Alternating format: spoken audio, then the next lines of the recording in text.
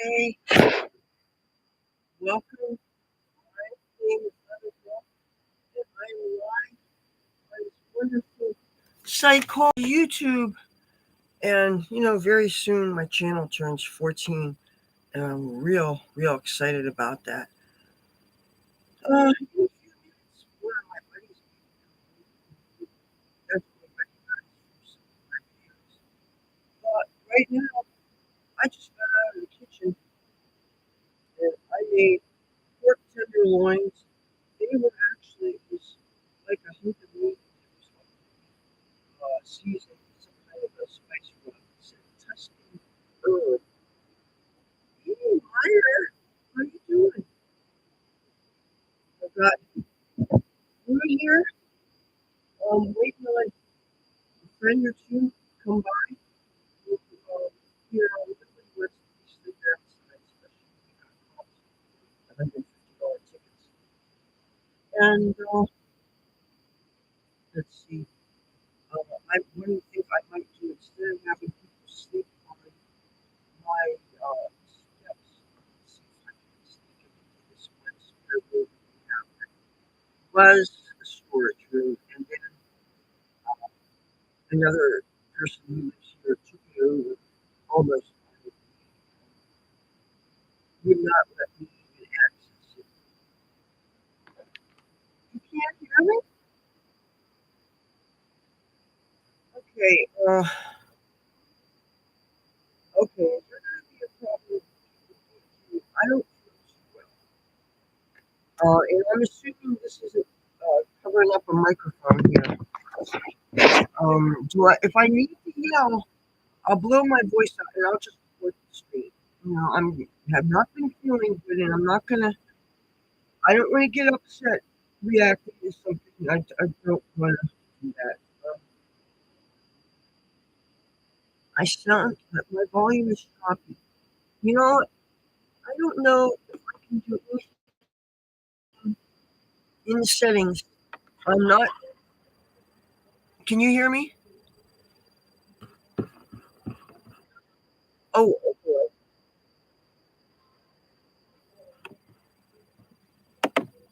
okay. Now, is this any better? I wanted to make sure that there's nothing on any other tabs. I usually have a video program running in the background that when the ads run, I get a little bit of pay. I don't have, and I don't get paid for being a caregiver, and I need every income stream I could possibly have, so I do things online. You can hear me better now? Okay, well, the problem about my cooking videos is every time before I cook, if it's going to be on camera, I clean and I scrub. And I've never been a maid, by the way, except for the one time I was Superman's living maid in Hollywood, but that's another story. And it's very true, by the way. I was Superman, our great Cape Crusader. I was his maid once. But, uh, see, I can't even focus. Anyway, I always try my best to clean any area that I think at least you guys are going to see. And when I spend over an hour scrubbing and cleaning like a damn dog, and then somebody who always says nice things on my channel, and I'm not going to name any names or whatever, and he said something about I should clean that stove after I fucking clean and clean and clean. Do I look to you like I want to be a professional maid? That's not, I'm a showbiz person. I'm not, I would rather make enough money that I pay somebody else to deal with this cleaning. And now, I'm a caregiver and I'm not complaining about that because one of these days I'm not going to be able to be. And I think we know where we're going here with that. So, anyway, all I do is work. If I get 3 hours of sleep, that's a lot. Except for during the daytime, sometimes I fall asleep because I'm not feeling well. So, anyway, I stopped cooking on camera because people are complaining that my house is a mess. If you want to help me clean, fine. I'm not going to clean anymore, and I'm not going to cook anymore on camera because people complain about the mess. It's not like you guys get to eat my food or anything, even though if you came by, I would certainly feed you. But, like I said, if you want me to resume them, you guys got to put pressure on the people who are complaining about my not being a good cleaner, because I'm not. You know what? I didn't grow up thinking, oh, I want to scrub on my hands and knees. One of my vivid memories of my mom, and the reason why I never wanted to grow up and be a housewife is because my mom, I saw her on her hands and knees in the kitchen floor, scrubbing, slaving away, scrubbing walls, scrubbing surfaces that nobody really cares about. And obviously it's easier to do when you're younger and healthier and all that. And, the older she got, the less the house was clean. But all you know is, bottom line is, I share my life with the world. I kind of enjoy it because I am a showbiz person. I obviously am not camera shy or anything like that. But when I show whatever it is I feel comfortable showing the world, and people criticize me on, oh my God, you've got vermin, you got mice, you got critters, you got dirt. I am one person. I wash all my clothes by hand. And you know how long it takes to soak things in basins and scrub things and rinse them out? And and if I need to wash Ben linens, forget it. They don't get washed because I can't wash them by hand. You think I'm rich enough that I could just go to a laundromat? And some of the laundromats here are nasty. Do I feel? Yeah, yeah. And again, I know you guys aren't the enemy. I'm real stressed out, and I got a phone call a couple hours ago from a friend of mine who I feature sometimes on my funny boardwalk videos. He has many insights about things and about life, but sometimes he acts camera shy. And I'm hoping that when he comes here and he sees that I'm already talking, doing my live stream thing, that he'll join in. And matter of fact, do you want to see some more messes? Here, I'll give you guys something to complain about. Here, see this room? This is my room. It's a filthy pigsty. And guess what? Nobody's helping me. I got to focus on what the camera is going to see. No, I got something else to focus on. Now, you guys are over 21, right? I know you are. I am. And you know what? Laundry mats are so boring. Do I feel cheated? Wait a minute. Let me look at at the things here. You guys have been typing things. Amanda, I'm sorry you haven't been feeling well. Um, let's see. Uh, do I, Fishman? No. I would rather not give more ammunition. There's always people as we speak. See, I understand that not everybody watching our content are friendly to us. Sometimes people watch looking for ammunition. I know for a fact there are people that would love to call 211 or whatever it is and report me for not taking good enough care of the elder in my charge. And it would be so easy to use the fact that this is a dirty house with vermin, that it's condemned and all that stuff. And people would love to build a case against me, trying to say that I'm neglecting my mother. And if you have any heart, I'm not neglecting her. But if you have any brains, which I know you do, because otherwise you wouldn't be watching me, right? Then you know that one person can only do so much. And people, before my mom got sick, some friends of mine in the Kiss community, Kiss, the rock band, like Chikara, all that stuff, somebody who started caregiving before I did, and she warned me. She says, you know what? You use your body up, and then there's nobody to take care of you, especially those of us that missed a memo about getting married and having kids that would take care of us. Even though, if you don't take care of your kids right and love your kids are probably going to abandon you. Now, obviously, I was treated well by my parents, and since I didn't have my own progeny to deal with, and a mortgage, and an ungrateful spouse, and a white picket fence that needs to be painted and all that hippie horse shit. So, and since 9/11 happened when it did, it was so conveniently displaced me from my life that I loved so much, even though I was homeless a lot of time. Well, that wasn't fun. At least when you're not on drugs, But when you're on drugs and you're on speech, you don't need to find a place to sleep. You can walk around and hang out all day and all night, and you can write poetry and write songs and play guitar and paint and do all that artistic stuff because you don't need to sleep. But when you actually do have a need to sleep, people have to sleep someplace. And that's where homelessness sucks, especially if you don't know where you're going to go. And it's such a sad thing, especially when you're female and you don't know where you could safely lay down. That's right, American dream crashed. But anyway, as far as room tours goes, I have already shown almost everything in this house. But I have something else in my hand, and I feel bad for those of you living in places where this is illegal. And I also feel bad if you find this offensive in some way, because as a person, quote unquote, in the recovery movement, meaning I quit alcohol 20 years ago and I quit chemicals longer ago than that, I hope this doesn't, um, tempt you guys in any way. But you know what? I do love this stuff. But let me get a lighter that actually works.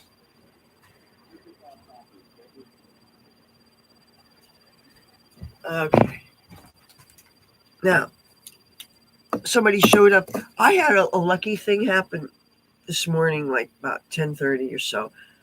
Um, Doorbell rang, and it was a good buddy of mine who actually one of the rare Hollywood people that is from here and actually made their way to Hollywood. And there's a certain nickname that only three people in the world know, and I'm not going to repeat it on here. It's not anything that you would guess. It wouldn't make any sense to anybody. It was a matter of fact, it was a nickname in reference to my very pale skin and the fact that I was a platinum blonde at one time.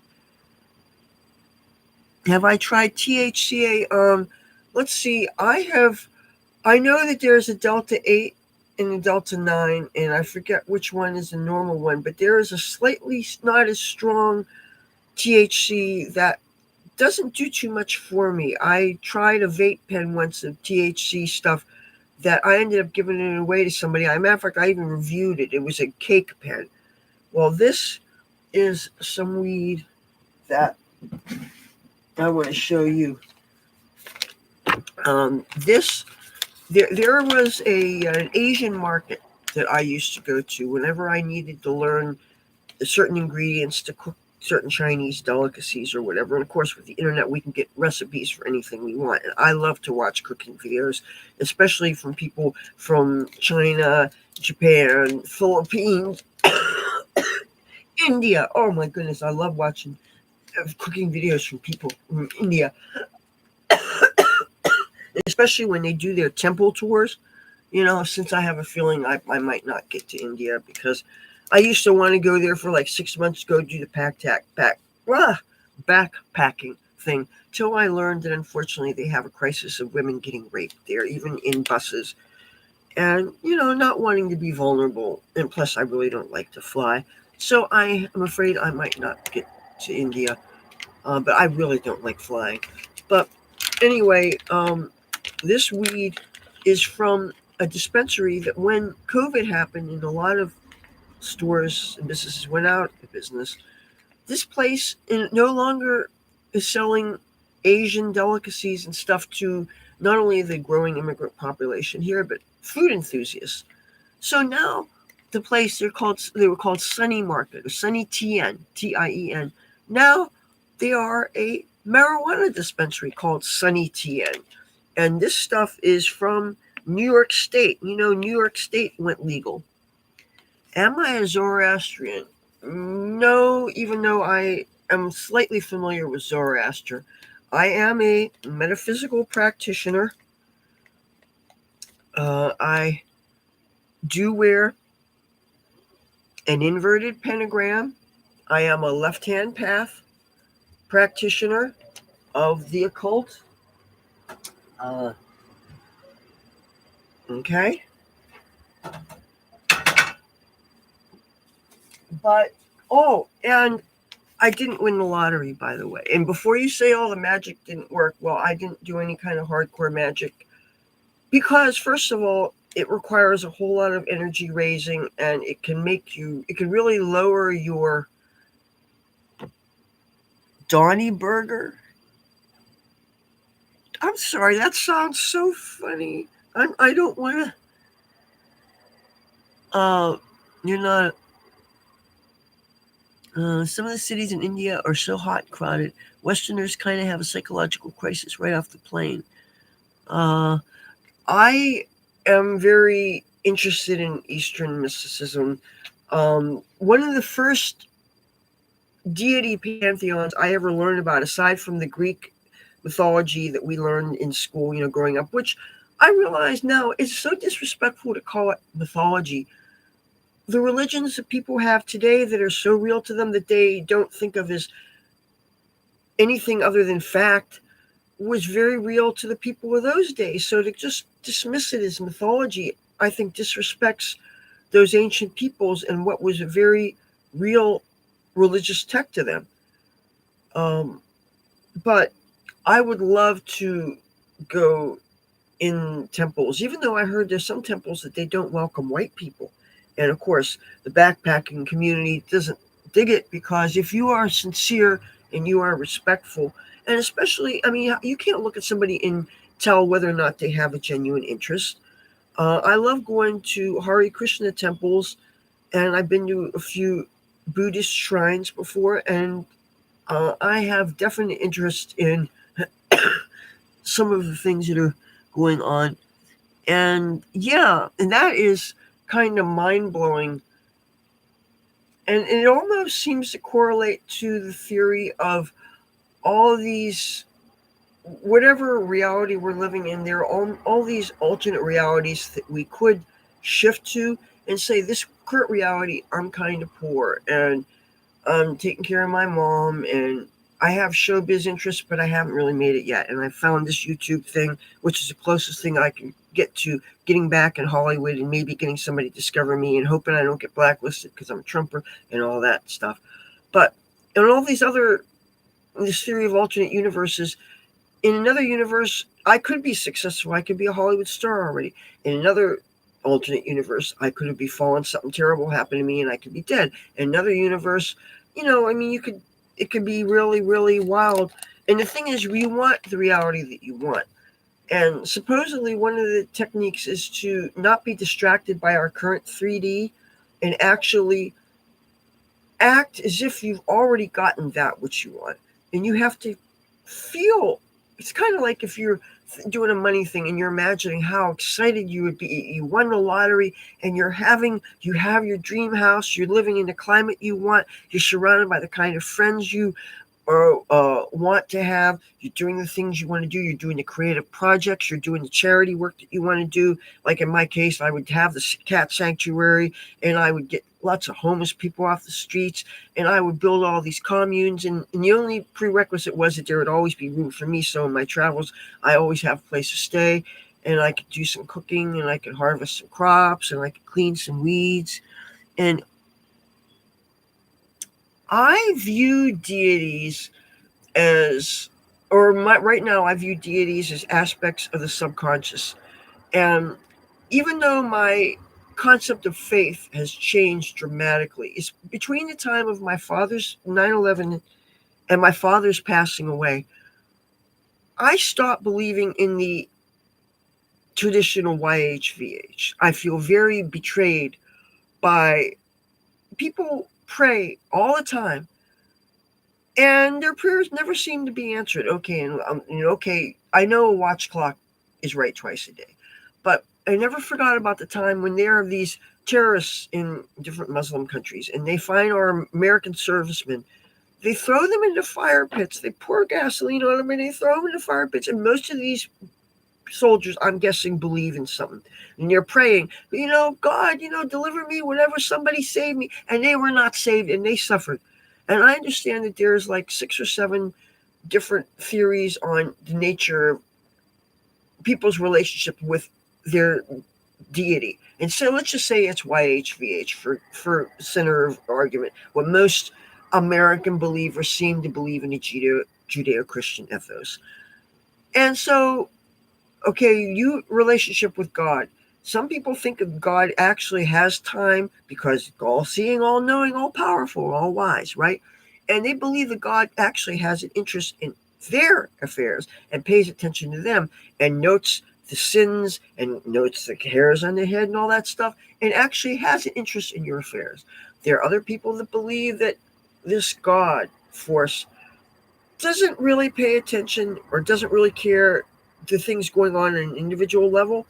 And if that's true, then it means that you would basically be wasting your time praying because he's not paying attention to you because he's either caring about the big picture or if he's not thinking just about our world here, think about all these other universes. Think about, okay, if every star in the sky is actually a sun that has its own solar system of planets going around them, maybe there's a god for each solar system, meaning, or maybe there's a god for each planet, or in which case, you probably have your choice of who to communicate to. And if you're communicating to some deity or whatever, are they paying any attention? Do they care?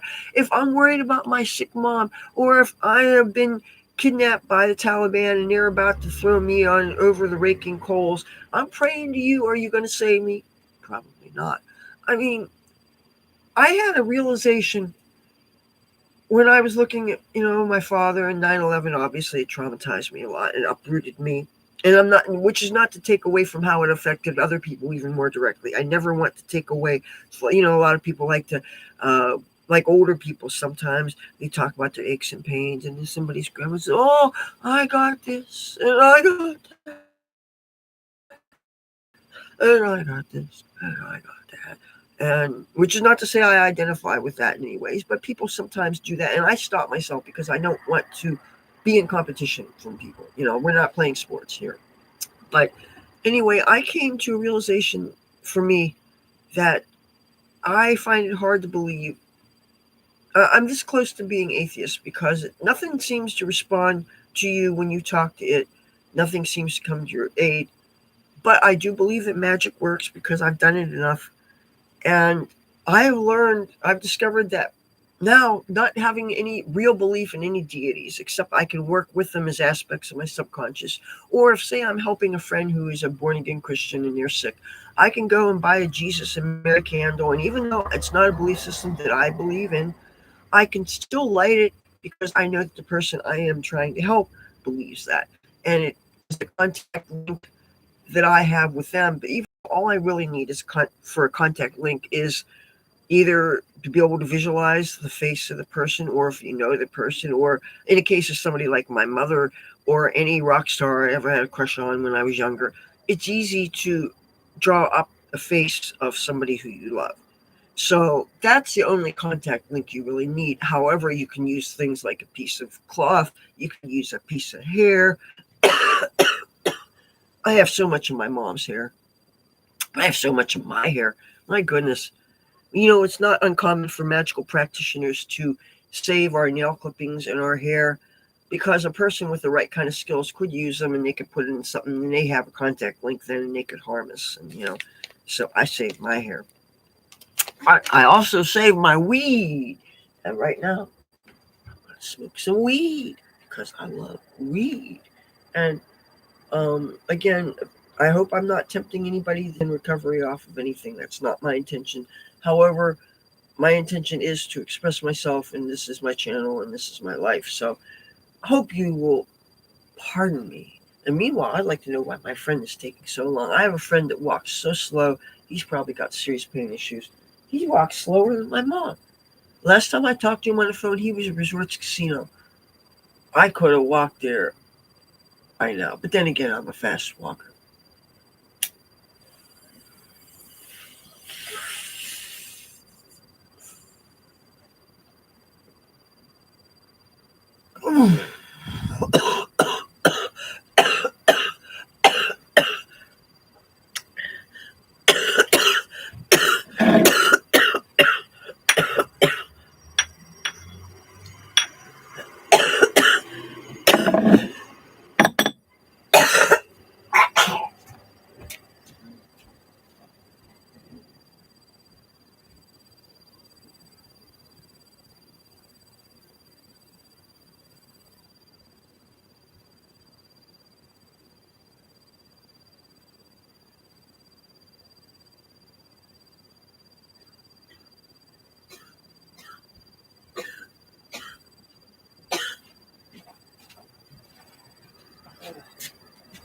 Oh boy.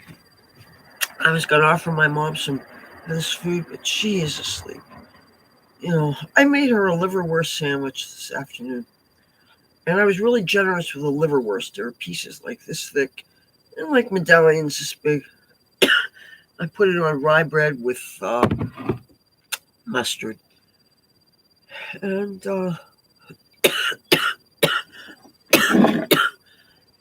she said that was enough because it was a nice big sandwich. Bottom line, no matter what, I always make sure that she's taken care of. Except for, of course, if I'm asleep, in which case, well, I can't do anything when I'm asleep. But I hope I'm not coming down with that pneumonia again. I can't imagine you could get it if you had it a month ago. Okay. Fishman says, I believe in a personal relationship with one God, the true God of love and compassion. Well, put in a word in to that God and maybe ask that God why they don't make themselves known enough. Of course, humans being the way that we are, we're either a very gullible creature or we are so jaded because we have been BS by so many other people that it's just hard to believe anything.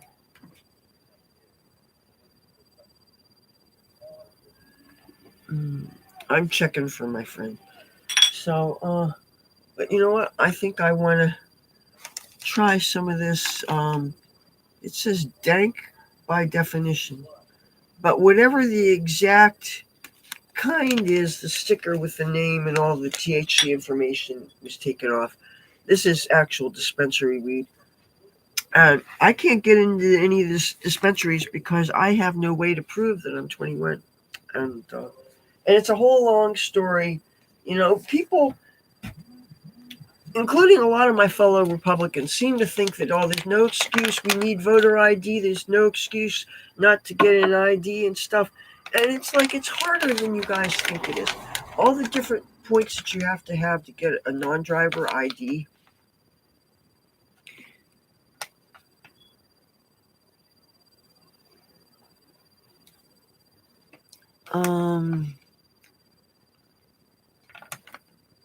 I'm sorry, I get distracted when I want to make sure that I'm not missing any of the messages. See, I'm not running for president. But no, this whole issue of ID, one of the things that's holding me up is I need some kind of paperwork proving residency. And usually that would be bills or rent, the lease and everything. Well, my mother deliberately did not put me on the lease for my own protection. She deliberately did not put my name in any of the bills for my own protection. If your name's on a bill, somebody has to pay it. If somebody decides, like for instance, if the other person who's on his way out of here decides to leave, he could stick us with a lot of things and it could totally destroy a person's credit. If my name is liable for bills that I have no means to pay, it could destroy me financially. And I know it's hard to imagine being destroyed when you're already poor, but still, one of my fears, aside from finding another abusive domestic violence relationship, that's another reason why I'm not too keen on trying to hook up with anybody, is that I'm also afraid if somebody you trust in the wrong person, they either harm your cats or take advantage of you financially. And, nobody wants these things. So just like if I move somebody in here and when I was asleep, they waited till I was asleep and they went and hurt my mom or something. Yeah. If I had one that was a real small one that had a real narrow stem, and after a while it got so clogged. And yeah, I never used to buy glassware because the price, I think it used to be a lot more expensive. And plus, when I was in LA walking around on concrete, you drop these things, they shatter. One of the last times I smoked with people, we were passing a glass thing around on Sunset Boulevard, or actually, no, it wasn't on Sunset Boulevard. It was on a side street near Sunset Boulevard. Because you don't really want to hang out on Sunset Boulevard in certain parts because there's actually a hooker stroll there. Just like outside where I live, unfortunately, the girls do their thing. And why anybody thinks I look like them, I don't know, because they don't look like me. Trust me.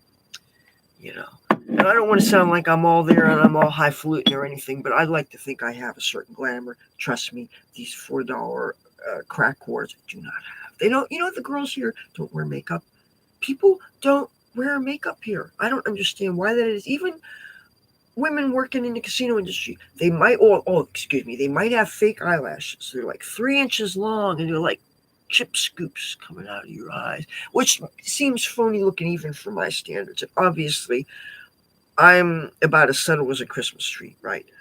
But women around here, their makeup, if they do wear makeup, it is so subtle. Even working in a casino industry, maybe if they work in some of the nightclubs, they look a little flashier. And maybe the strippers look a bit more glamorous. But honestly, I think when the girls go to work here, they don't get looking fancy until they get to work. They don't even wear their cute stuff. When I was a dancer in LA, even though I had a dance bag with me, I was good to go. I had the glamour. I didn't wait till I was there to put it on. I was, because you can't let people see you looking bad and then looking good. I mean, you should try not to. Of course, I know the jig's up with this channel because whenever a cat dies, you see me crying, and I'm probably not wearing a lot of makeup when I'm crying it off and stuff. But I like to think that this is still more reality TV than any reality TV you guys might ever watch, because this is real. I'm not hiding behind a bunch of fancy uh, editing and stuff. Okay, I don't want to drop things on this carpet. This carpet has such a weird color to it that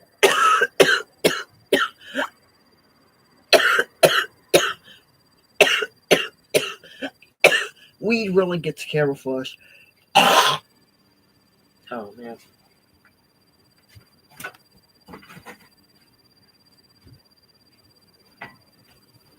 I had a box. Okay, I'm going to set this here. I had a box that I put on here to make it so you could see when I was doing things.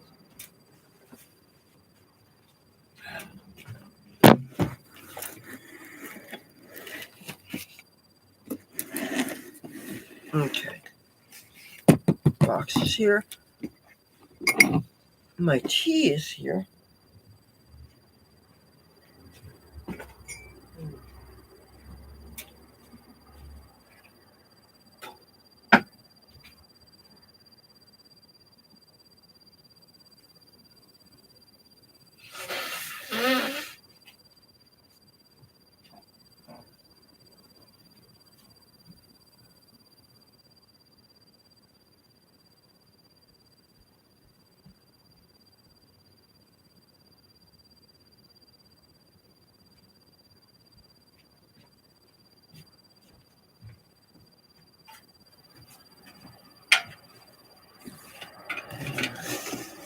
I was really hoping I would treat you guys to a house party today.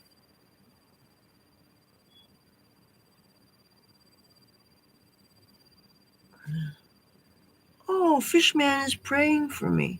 Thank you. Okay, I'm going to read this in case anybody wants to hear it. Fishman says, Lord Jesus Christ, Son of God, bless Leathur Rokk and her mother. Ease her sufferings, and Mother Mary, spread your veil of protection over Leathur's mother for healing of the body, and send her prayers. Thank you, Fishman. I appreciate that. And I hope that my sharing some of my tech doesn't scare you, or some of my Christian friends are very, very devout, and they are so afraid of these symbols, and they think it's demonic, and they think it's satanic, and it's actually interfering with one of my friendships. There's somebody who actually I want to interview on my channel about totally unrelated things, but sometimes when I see him, he focuses on the things that I'm wearing that he finds offensive. And, all I could say is, by their works shall you know them. Okay? For what it's worth. And that's a quote from the Bible.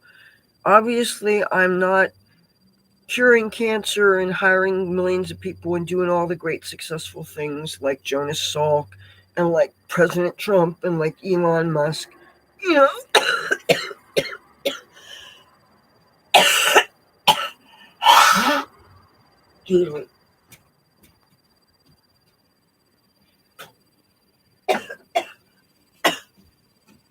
But I do care about the world, and I do want to make the world a better place, and I am selfish enough to admit that yes, I do enjoy being on YouTube, and I do enjoy showbiz, and I do enjoy the dancing, acting, modeling, music world. Uh, and I see no reason why you can't have fulfillment and have some of your worldly pleasures and still make sure to share and leave the world better than you find it and find ways of service. Uh, and I know that you want one of the best ways to feel better when you're feeling depressed is to find somebody to help. Go serve somebody, go do something other than just the things that we do for our selfish things and everything. And that said, I still get resentful and overwhelmed sometimes just with this caregiver thing. It is so hard. Yeah. When cleaning glass with salt and rubbing alcohol, it loosens it all up. Oh. Yeah, I tried the soaking and rubbing alcohol thing. That's why, I have probably a good handful of glassware that I gave up on. Some I've even actually thrown out. Oh, you want to see what I picked out of the top of the trash the other day? I want to show you something. I think I may have put it in my mom's room. Hold on.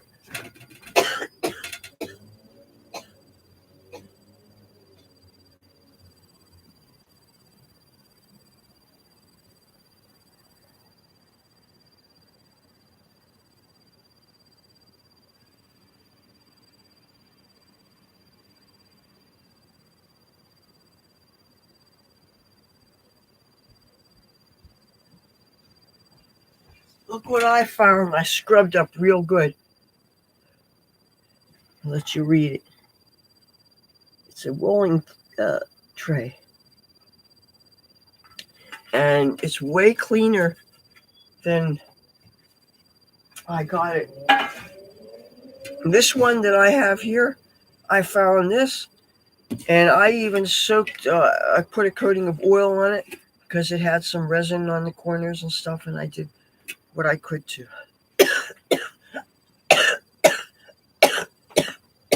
You see, I have hardly any. You guys, oh man.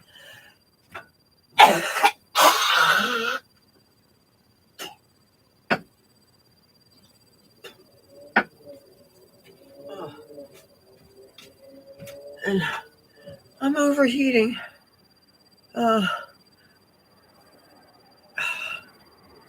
I'm overheating. I'm so hot now.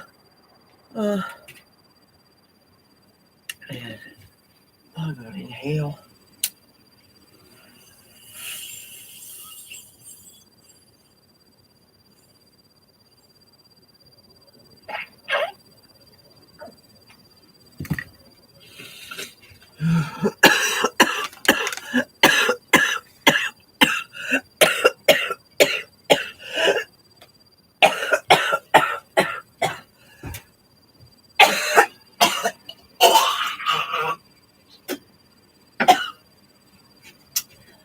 Oh yeah, glamorous Leathur Rokk. You go, girl. Where the hell are my friends at? Oh, I didn't mean that kind of friend. That was just a cop car. At least he's not going the wrong way.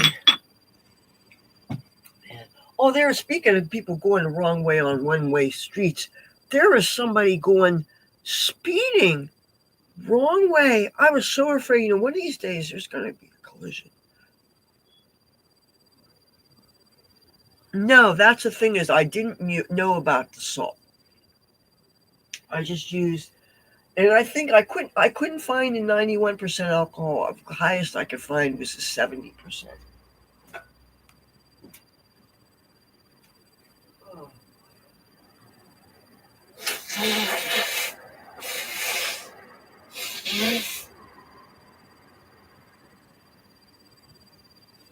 Oh, damn it.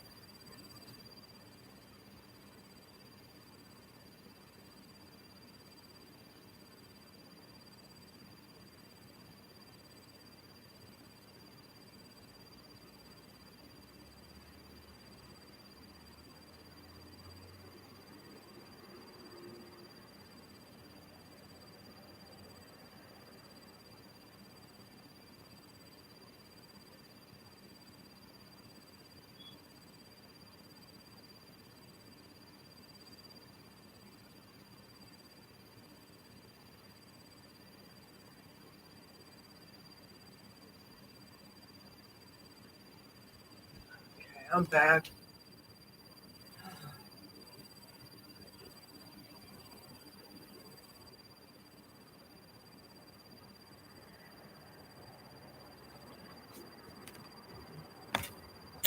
If this stuff doesn't get me high, then I'm going to realize I'm too sick to feel it. That's the thing is when I get a cold or I get any kind of sickness, for some reason, I smoke weed and I can't feel it. And, considering, and especially when I know for a fact that this stuff is not dirt weed. Um, but it's like that's obviously a waste of money when you're smoking something during times in your life when you can't feel things. You know, I can't do extracts. I can't do edibles.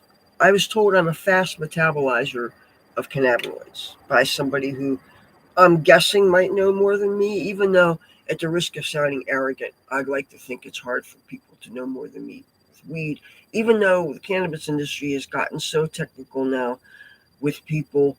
I mean, there's specialized skills, and it's so complicated now.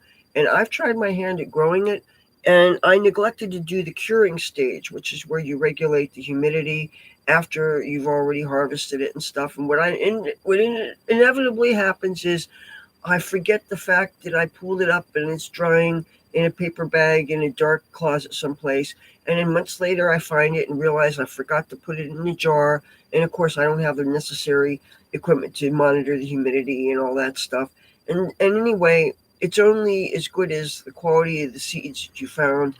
And it was always swag. So you're going to go through all that problems and only find dirt weed, And like, especially if it's the kind of weed that has very strict light and dark cycles, 12 hours light, 12 hours darkness, how hard that is to regulate unless you're doing the indoors with the lights. And of course, you know what that does to the electric bill. And by the way, I was told that we had an electric bill spike. And I'm thinking, aside from maybe I have some unnecessary lights going on in some places, because some of our lights, like, okay, I never turn this overhead light on, because if I turn these overhead lights off in the summertime, for some reason, if I turn them off, then I can't turn them on again, and I will be in darkness, and I refuse to be in darkness. My mom's bedroom, you see how it is? That's as bright as it gets. It's almost dim. It's dark. Yeah, imagine if I quit weed and didn't have to be a slave to it. That's a very good point. Because I do sometimes wonder about my relationship with it because I love it, and there's nothing quite like your first high in the morning because just a tiny little bit, and it feels like a hug from God. And I'm not saying that in a cheeky way, I mean in a sincere, kind, benevolent way. I very rarely get like some people, if they smoke it, they all of a sudden get too shy, they get intimidated. Now, when I was very, very, very young in my smoking, I remember, like, say I'd be dressed up wearing my typical, what I wear. When I was very young and growing up and trying to get the hell out of Atlantic City, and okay, by very young, let's just say 18, 19. All right.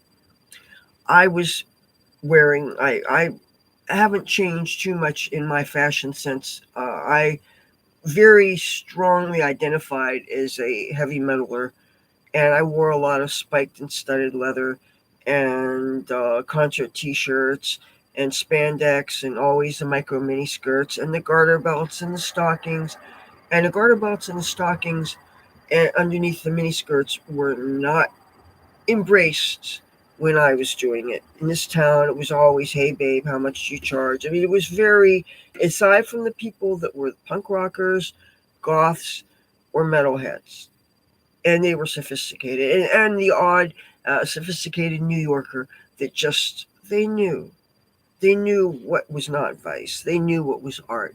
And thank whatever there is to thank for the people that are like that are not so quick to judge, and especially to give such a hideous word for an artistic things. Well,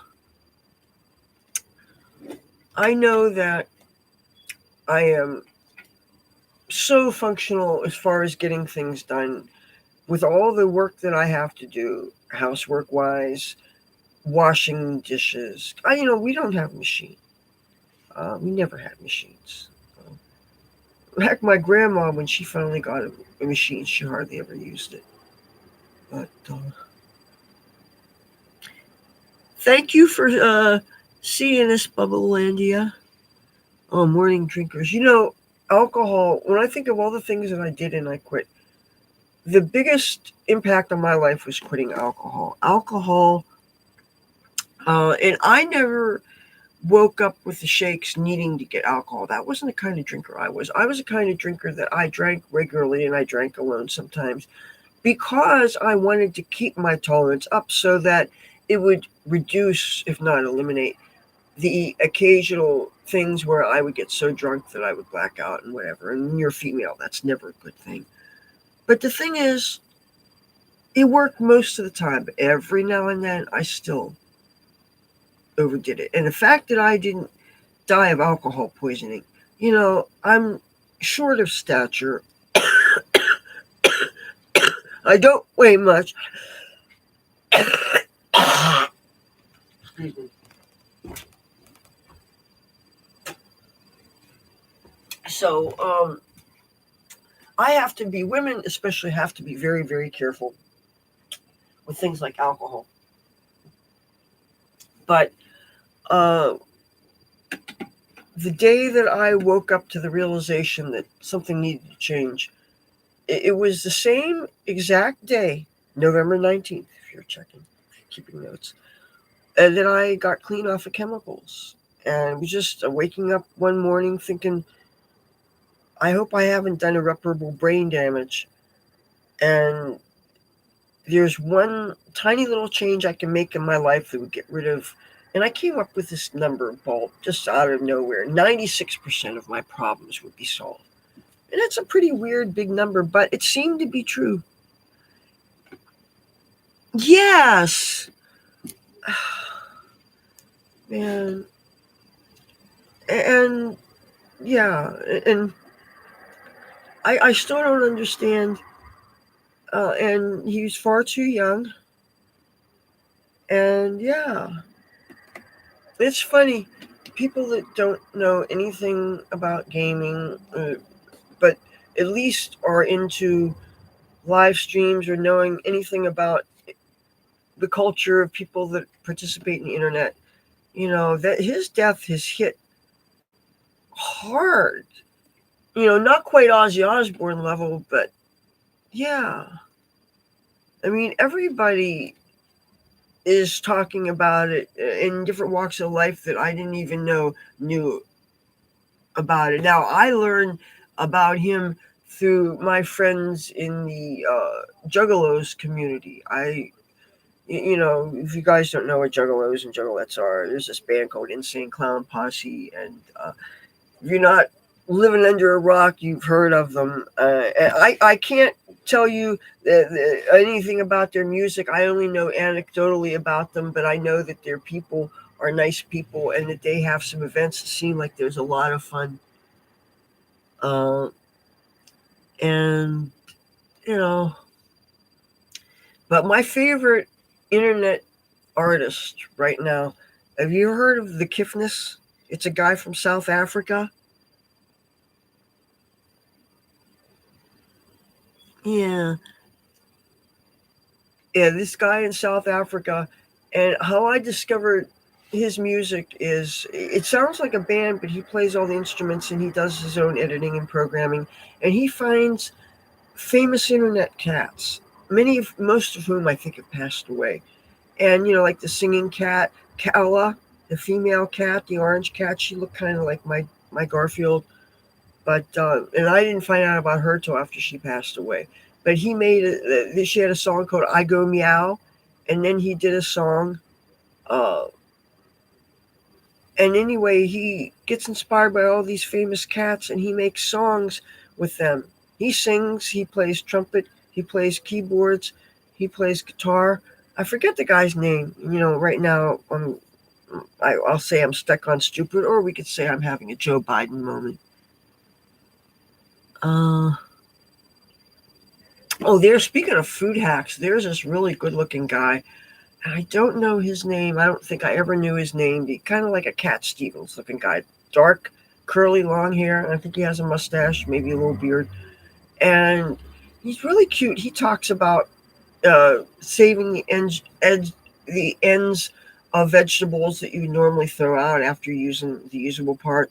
And you can grow fresh vegetables, and you can make natural cleaners, and you can make natural insecticides and natural fertilizers, and just all these things. Oh, yeah. I finally gotten to the point where I can look at cat content and it doesn't make me burst out into tears and stuff. I'm still mourning Garfield, and when I think about it, I'm mourning Cassie, and I'm mourning Tabby Boy, and Morris, and Hobbs, and everybody else. But grief is this weird thing. All kinds of things can trigger it and come out of nowhere. Food commercials. God.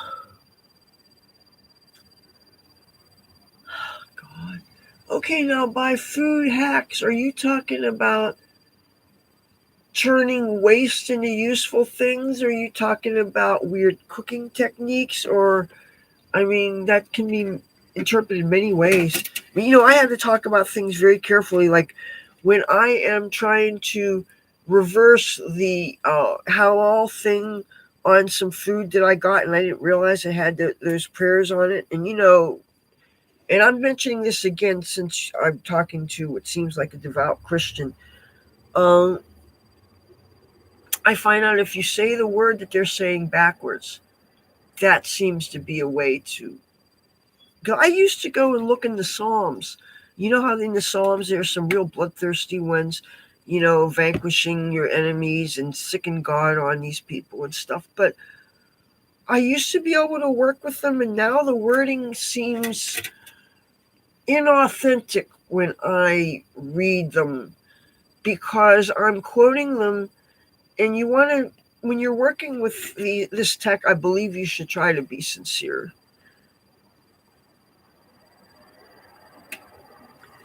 Like when I was frying up the chicken blood, I know that might have seemed weird to some people, but blood tastes wonderful. I always loved when you're frying up hamburgers, the blood would fry up on there, and that would just be extra yummy. What would be yummy if this bowl, if I don't feel anything off of this, I'm just gonna leave weed alone, like until I get better or something. Because that's one thing. I do have enough self discipline that if I'm really not feeling good, that I know that I'm gonna. Oh, I like the sweet chili Doritos. See, I don't like cheese, so I don't eat anything with cheese in it. And so a lot of these things that they mix together, like at Taco Bell and stuff, they mix all these things with cheese in it, and that's why I can't eat the Wawa sandwiches. I can't eat anything that you're going to put sour cream in or they put cheese in. And it's not a lactose intolerance. I just do not like cheese. So, you know, all right. If I don't feel this, it's because I'm too sick. And my mom she thinks I should go back to the hospital. I was just at the damn ER. You know?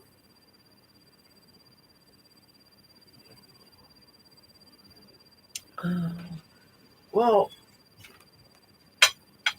I do have these pork tenderloins. I'm thinking, what can I? Well, you know what? Pork and meat doesn't count.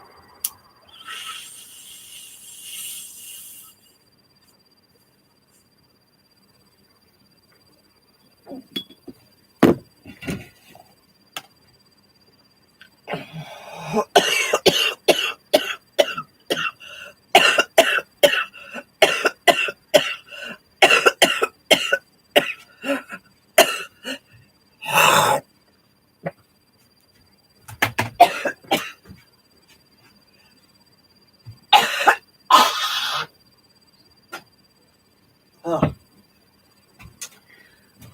you know what? I would have been great in the Wild Wild West. I like those get-ups the saloon girls wore, even though my mom told me that they were really mostly hookers, and I could never see myself doing that. So, and I have a distaste for gambling, so there's that. Oh, but they when you look at Gunsmoke and Bonanza, and they are beautiful. Uh, well, yeah.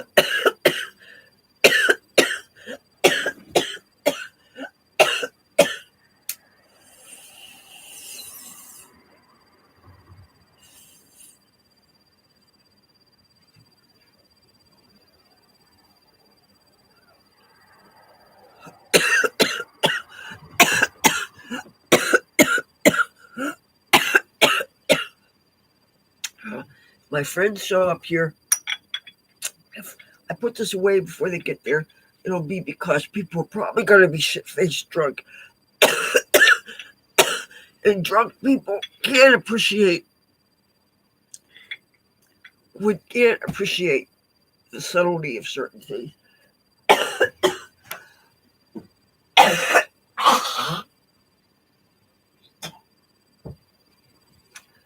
I know because I'm a friend of Bill W. Bill is my friend.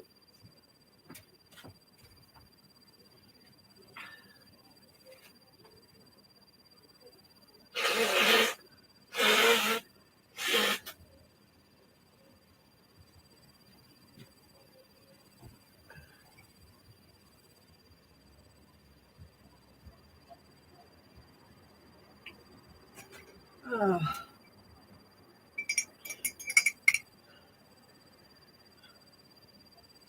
yeah. Sinuses.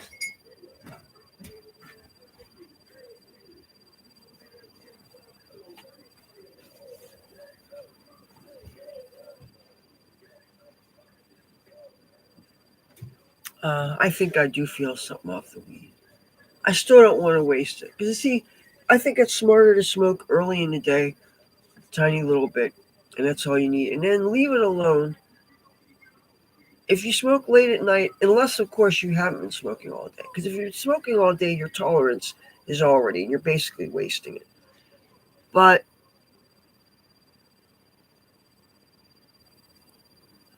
yeah.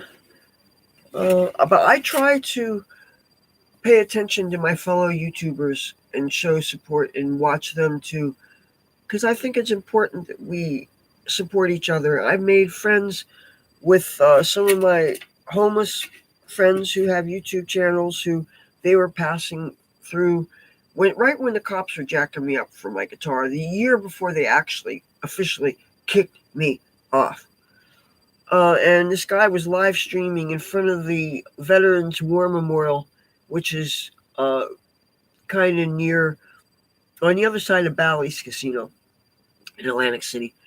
And he was doing a live stream. Well, he had a data plan and a cell phone, and he was doing that. And this was when I was still, they had Boardwalk Wi-Fi, but uh, I think they shut off the Boardwalk Wi-Fi because they didn't want to make it too easy for homeless people. And again, they finally built up, fixed the damage by the fire at resorts that they tried again to blame homeless people on. And like the video that I made about the subject, there is a concrete retaining wall that's about 8 feet. It sticks out 8 feet beyond that casino surface. So anybody burrowing down underneath the boardwalk to smoke crack, set fires, do whatever, there's no way you can get anywhere near there. I physically proved it's impossible. It had to be started on the surface of the boardwalk, very close to and up against the casino. I even heard rumor last week that it was done by somebody in the casino. But hey, it's none of my business. And that's crack is whack, by the way. And by the way, in full disclosure, I have tried it years ago, out of journalistic curiosity. and I didn't like the taste in my mouth. I didn't like the way it made my heart. I had this overwhelming feel of personal disgust. Crack is like, oh, I'm going to melt a bunch of plastic and maybe sprinkle a little powder cocaine in it because it's kind of tastes plasticky and it's chemically and it's yucky. And oh, you can always tell if somebody has used your pipe for something other than weed because you go to it leaves residue and stuff. Because one time, uh, when I came home for Christmas, I went back and I had this really bad boyfriend. He wouldn't let me drive my own car, and he eventually stole it. You know, he was an abusive son of a bitch. But I can't get back at him because he's dead now. So uh, yeah, I guess that's what happens when you steal $5,000 from a guy that has a fleet of limousines in Las Vegas.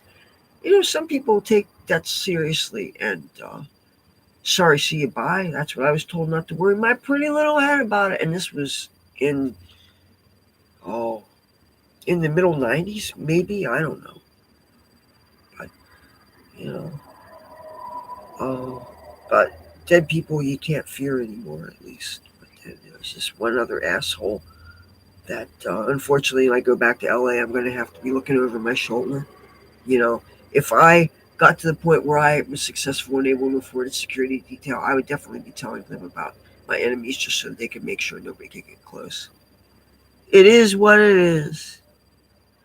Oh, there's somebody I know who used to be in law enforcement in California, and about the time that I was there, but this guy's like 10 years older than me, and he's a good-looking guy too. He lives out here. There's not a lot of people, not a lot of local guys out here that I would actually tell you I think are good-looking guys, but this guy is, even though he's older and stuff. And the fact that he used to be, I think he was a sheriff or something.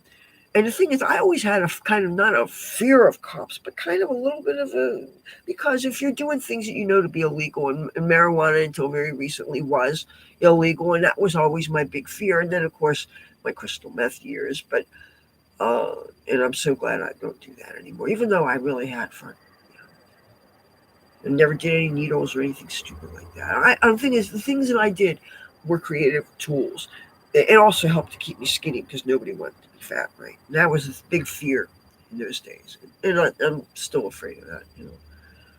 But but then you discover fitness, and the light goes off, and the choirs of angels sing. And it's like, oh my God, if you find fitness that's fun, then you don't have to worry about it. Yeah, I did speed when I lived in California for a while, and you start with cocaine, and you do speed because cocaine just doesn't. You can sleep and you can eat on cocaine. Speed, you don't.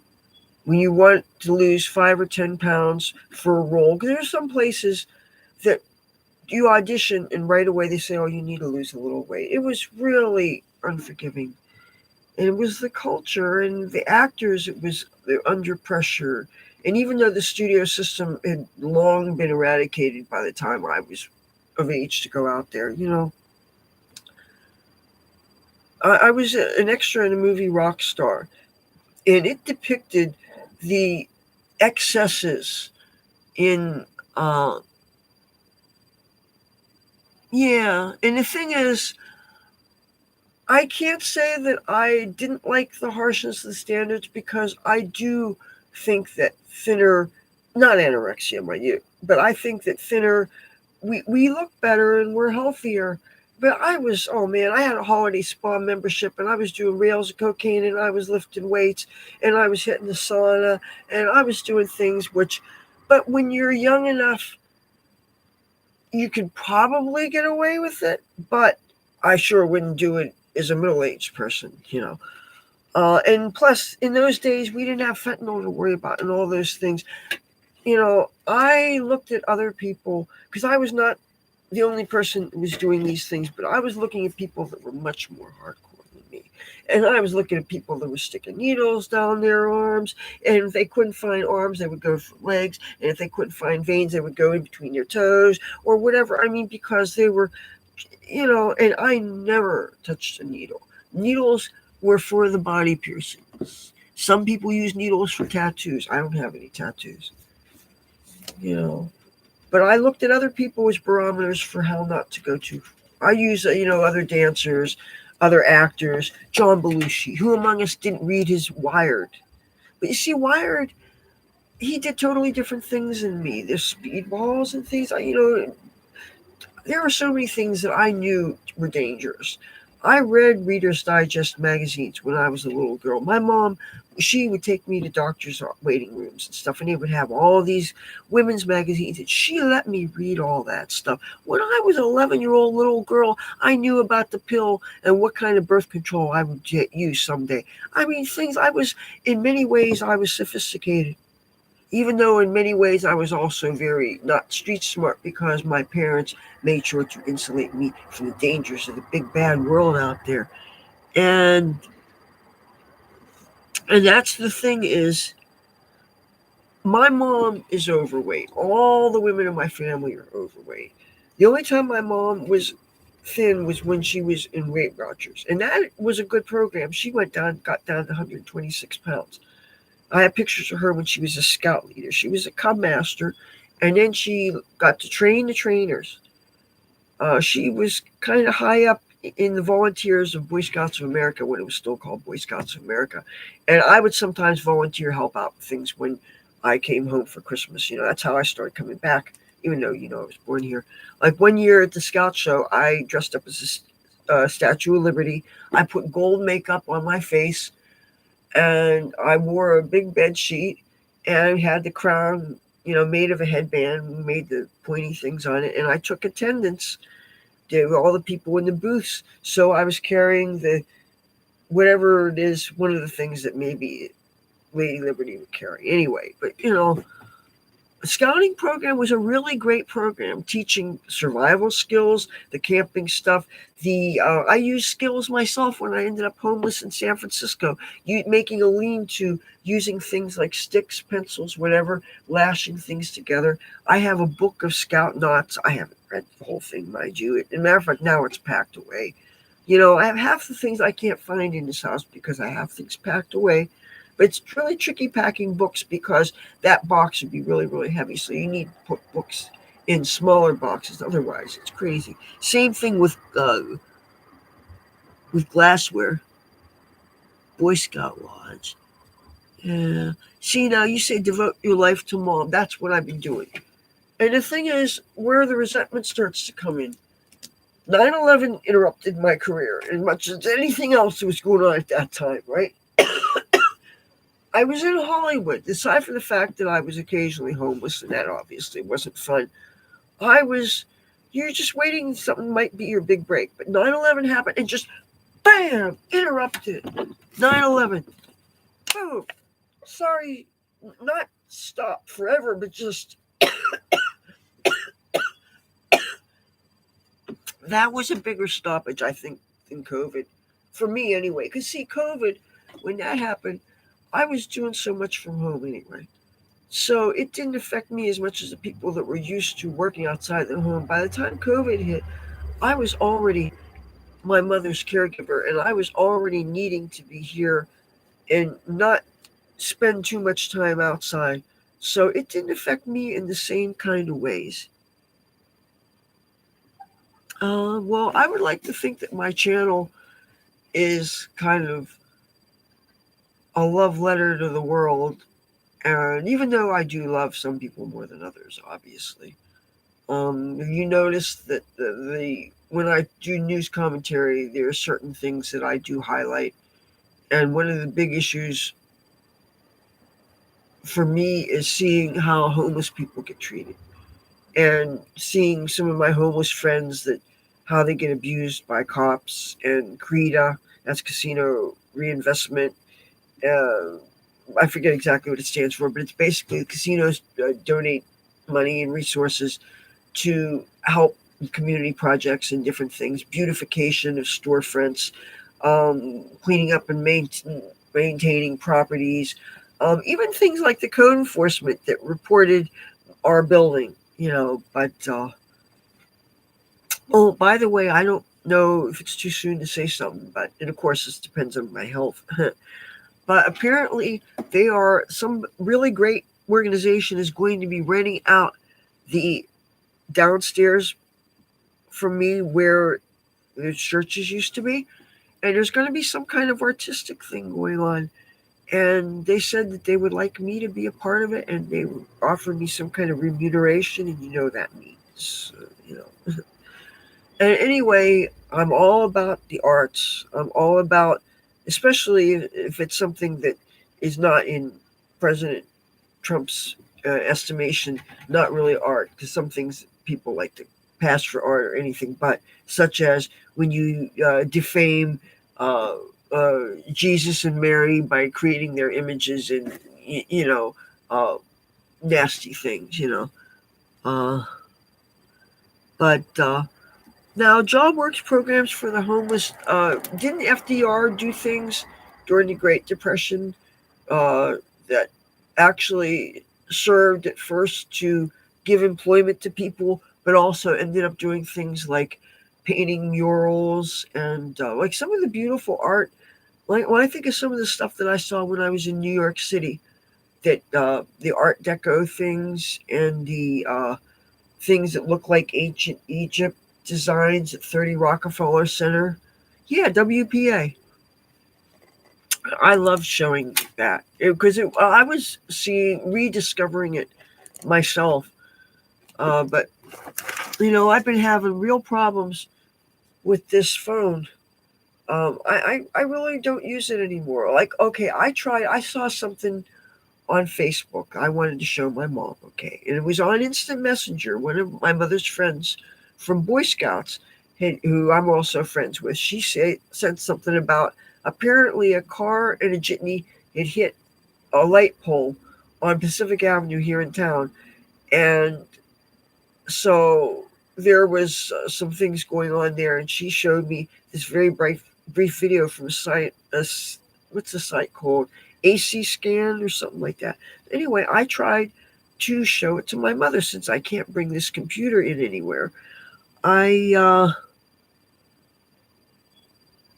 and I haven't seen them um, when when I was in San Francisco, and I did visit a lot of things, especially if you could get in free. I got in the Transamerica Pyramid, Transamerica building that you see from the I guess it's an insurance company, and the building is triangular, and it has a part that goes like that, and there's an observation deck. But I got to go as high as, what was it, the 27th floor or something like that, and I was keeping journals. I wrote all that time when I was in California. And that's the thing, is when I was in San Francisco, I was such a hippie kind of gothic hippie punk metalhead amalgamation of very intellectual, always writing, um, very. I for my altar, I would use an open notebook, and I would just draw a circle and pen, and I would light little candles and balance them on the paper. For charcoal, I would take the bark of tree, and you burn the edge of that, it smolders, and you could take a piece of frankincense or a myrrh or a sandalwood. I love resin incenses. They smell wonderful, and people can use them. You can make different recipes. You can use them. There are some temple recipes that will mimic what you would smell in a synagogue. Think of, if you've ever been to a Catholic church, the mass, the incenses they burn. Oh, how intoxicatingly wonderful they are. I have a lot of these resins. You just get the charcoal, and I usually get these big discs. They're like this big, and I break them in a number of pieces because you only need a little bit. Plus, you don't want to be really adding to the carbon monoxide in your home. And burning charcoal does release carbon monoxide. I have two open windows, so that wouldn't be a factor. We have carbon monoxide meter, and it will go off if there should be carbon monoxide. Oh, my mom has been sneezing and coughing too, by the way. So I feel really bad that I have obviously got her exposed to something. But she doesn't seem to be spitting up junk. She got a box of tissues from the other person. But anyway, to get to the story, I took this into my mom's room to show her this video. I had the hardest time bringing it up. Things are very slow. There's a lag with this. It's slow to respond when I touch the screen. It's and I looked at the specs when I got it. I thought if the specs are even really accurate, it's 8 gigabytes RAM, 256 gigabytes is the storage capacity. One of the cameras was either 48 or 50 megapixels. Um, but and it looks much like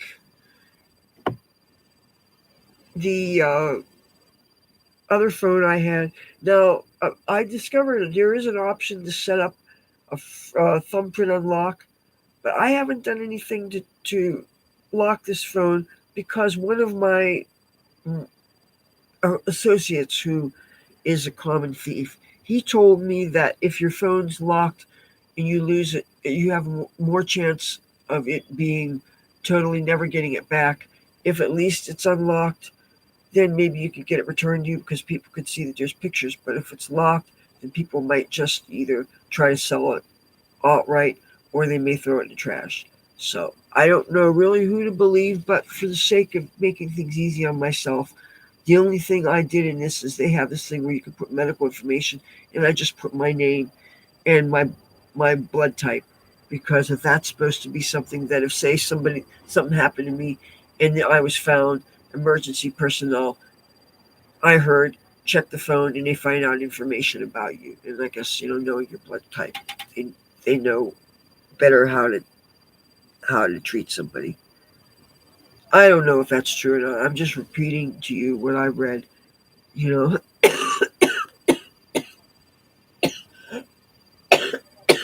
I know this doesn't seem to have the kind of AI that's always listening in the background and will automatically chime in random times, like the first phone did. Uh, but I found out that I can access the Gemini.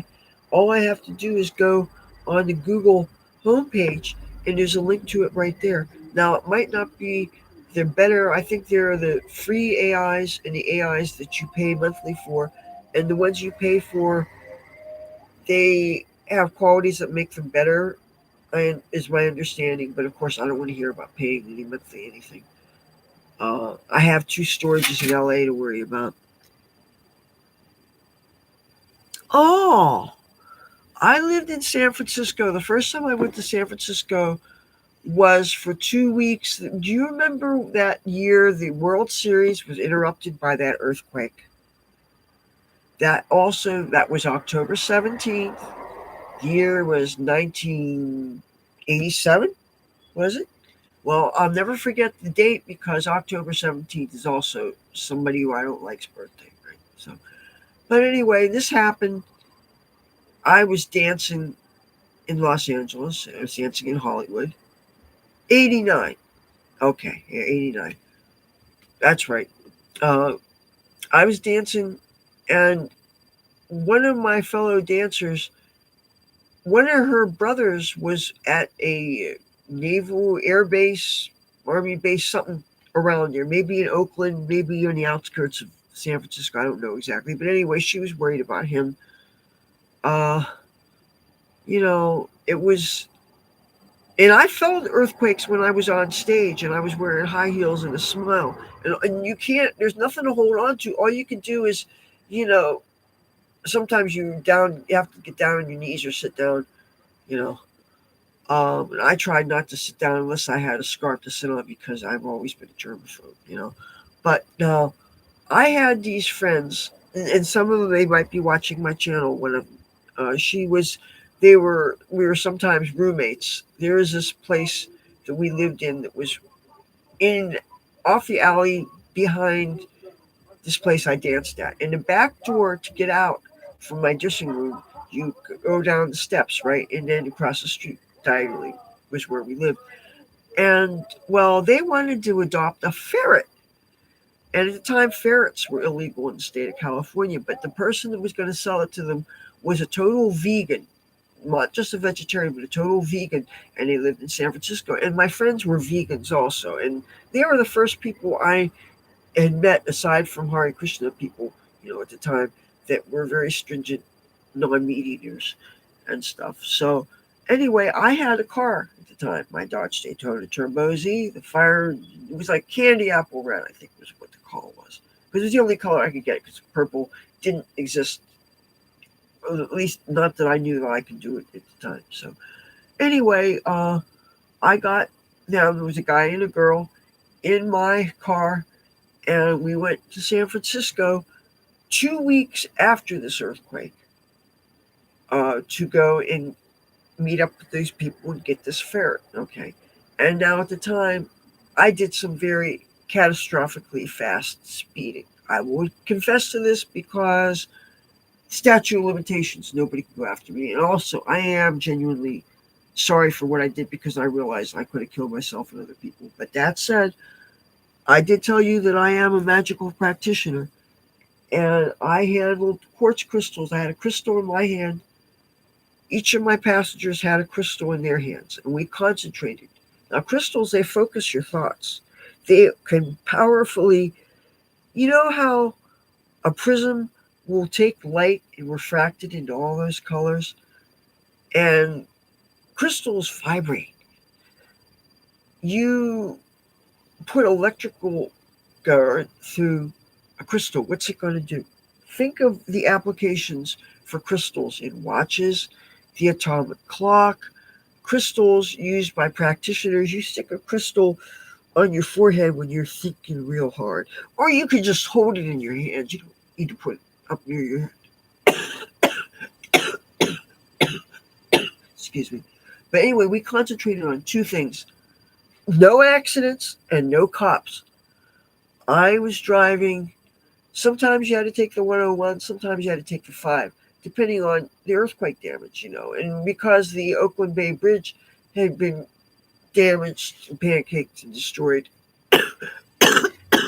I had to enter San Francisco via the 101 freeway. So anyway, so that's how I got there. And we passed through the wine area, the Napa stuff. I was going between 105 and 115 miles an hour. I had this badass sports car, and I finally got to go for the vroom, vroom, vroom turbo. People just moved out of my way. But you know what? It could have ended badly. And there's nothing funny about driving in a catastrophically reckless manner. That wouldn't have been just a speeding ticket. That would have been reckless driving. I could have killed people if I'd have lost control. Now, this was a car that had power steering. It was a sports car. It was a car that I loved. It had power steering. It had the tilting steering wheel that I could either have it totally this way, or I could have it like a truck driver. It was comfortable. It had the seats that you could inflate. You could get them to as tight around your body as you wanted. You could bend them back when you had to sleep in your car. You could be comfortable. It had a hatchback that held a lot of stuff. I mean, I drove across the country with this car. I loved this car. Unfortunately, this son of a bitch bad boyfriend stole it. But, well, yeah, it is what it is. I think maybe that's the theme for this this telecast for tonight. The Leathur Rokk Show. It is what it is. Where the hell are my friends?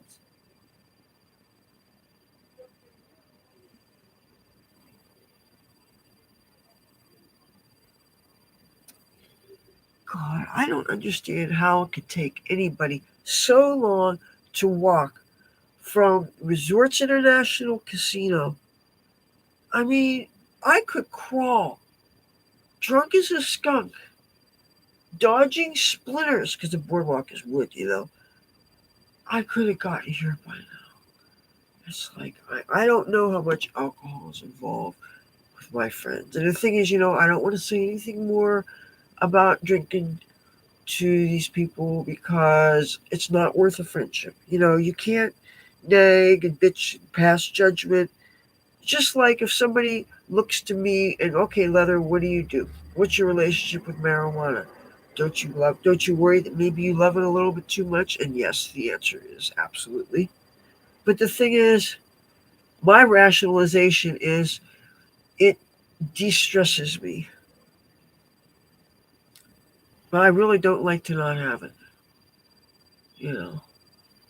And also, I can rationalize that, what else do I have going for my life? Besides YouTube, okay, I'm taking care of my mom, which limits my time doing things. I'm stuck in a town that I really don't want to be, where I have very limited options. It's a good thing weed is legal in New Jersey. That really does help to make it easier to deal with. But, really, because my mom refuses to go with me in different places where I think that she could get much better health care.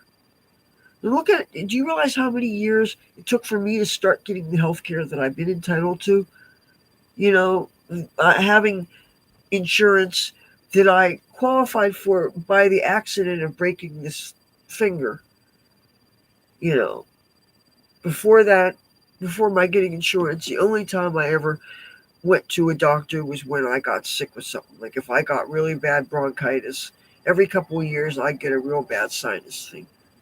I'm very sensitive to tobacco. If I'm anywhere near tobacco indoors, if I have to pass through the smoking section, if you go to a club that you really want to go to and they pay off the people that check and they allow people to smoke, and I don't want to ruin it for everybody else, so I just keep my mouth shut. Because, like, one time somebody started a goth club here, and I'm thinking, finally, something that I can relate to, and they decorated it. It was so awesome. The skulls and bats, and it was just amazing. It was just all the attention to detail. They decorated it so wonderful, and the DJ played everybody's music we all loved. At least stuff that I enjoyed dancing to when I went to clubs here and then in Los Angeles. You have friends in Point Pleasant. I love it there. Back in the only time I ever needed to hire a lawyer, she has an office in Brick and in Point Pleasant, and I had to take from here in Atlantic City. I had to take 5 buses to get to her home office in Point Pleasant. And it was a beautiful tree lined street. I mean, the neighborhood was gorgeous. And I think it was really close to the beach. But I couldn't hear the ocean or anything. It was like so many trees. It was beautiful. And this was when I had this lawyer in the year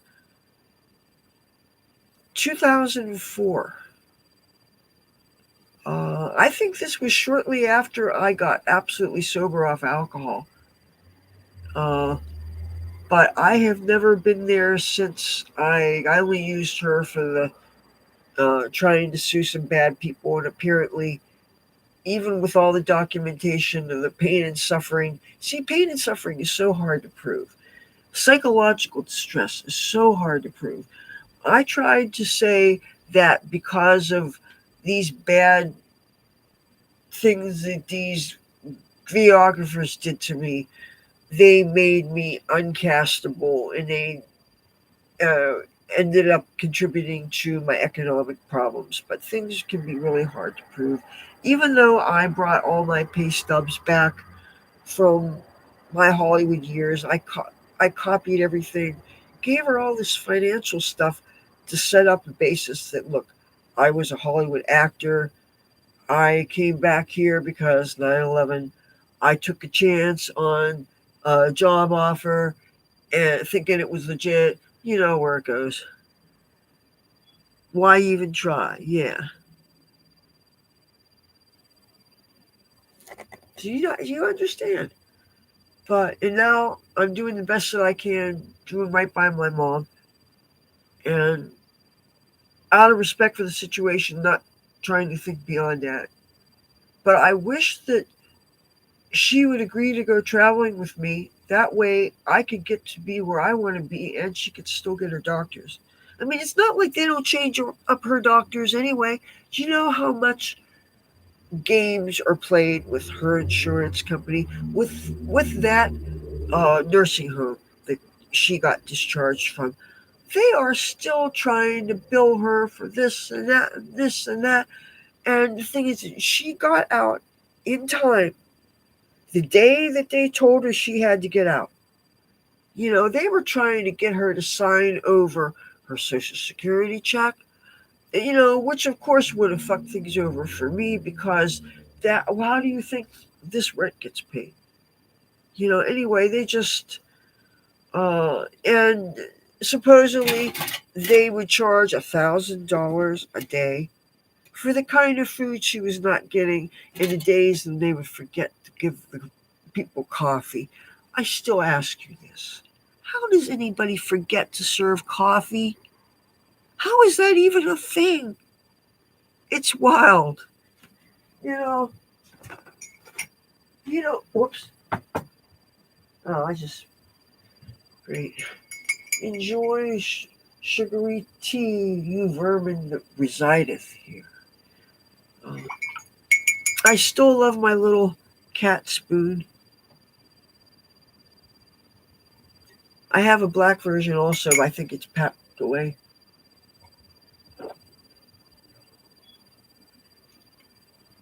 Oh, I don't know who's going to like this or not. Do you see my RBG? I wore this in a live stream. Unfortunately, the lettering was reversed. This is Ruth Bader Ginsburg. I got this shirt on Temu. I keep on thinking, because I used to order things from Wish, but I was paying more on the shipping than I was on the merchandise. And of course, with the tariffs now, see, I figured when Trump passed the tariffs for China and all these other countries, I figured I had to give up on sites like this. But when I got this cheap computer and I was able to occasionally, look at things, I decided to revisit those sites. And I am treating myself to some pot leaf socks. I'm sorry, not sorry, but I think it's cool to have them in all colors. First of all, you want to have socks that go with what you're wearing. Second of all, I really like to wear footless stockings so that, for instance, I could wear something like these sandals and I could go on the beach and I don't have to worry about getting sand in shoes. You know how hard it is to get sand out of sneakers? Ozzy, where the hell are you? Jeez. You know what? My slowpoke friend, when he gets here, he better feel like being a part of this stream. With any luck, he'll be drunk and he'll just walk in and I'll start talking and he'll say things. The last 3 videos we were in together, how they even came about was as soon as I approached the entrance to the boardwalk, I turned my computer on, right? Or a cell phone or whatever it was I was using. I think it was a cell phone at this point. And I was holding it like this, talking, I didn't have, this is before I got the selfie stick thing, right? And because I have something, a semi-permanent setup next to my stove, that. But anyway, I'm talking, I have it turned on. And right away, my friend starts saying something. Yeah, the system we have set. Yeah. And that's the thing, is when it all comes down to it, it is, if we set things up, we have to take things down. But anyway, I just pressed play and the conversation happened organically and I was going for a vibe. When I make my videos, one of the things that I think is a constant, and in my communications, I'm going for a vibe. I'm going for some kind of warmth, some kind of sharing. But no, I know that wasn't always the vibe that people were getting for a while there, and people were saying I was seeming like I was angry because I was really stressed out. I was feeling sick. I was in physical pain. I was sleep deprived. I was stressed out about my caregiver responsibilities. I was stressed out about being overwhelmed about things, and also about some conflicts I was having with some people in my life. And it was just really, all these forces were conspiring to overwhelm me, and I was turning into a surly, grouchy person. Okay, and I guess some of you guys were calling me on it. And but I needed to vent, and I needed to get that out. And I think I'm a little bit less of an asshole now. So, but no, I still have, when I have gripes about things, I do have, I think, very valid, legitimate reasons for feeling that way. I think I'm gonna smoke some more. I have very valid reasons for appreciating.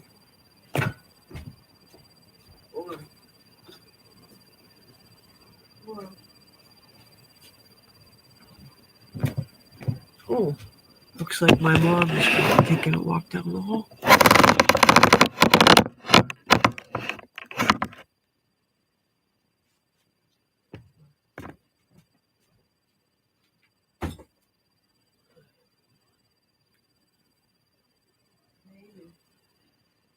Oh, do you want me to put the thing back on?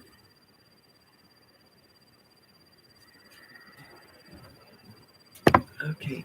I need to fix something for my mom. Hold on.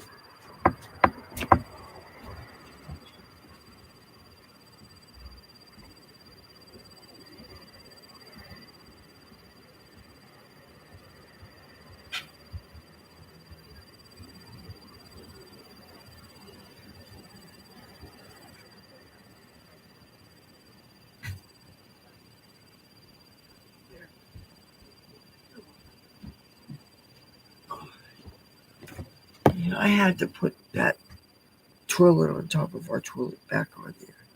So she has a system. And I usually, lately, I've been just keeping it on to make it easier for her. Even though anybody that comes here, any visitors, they have a hard time working their way around it, especially men when they're standing and peeing.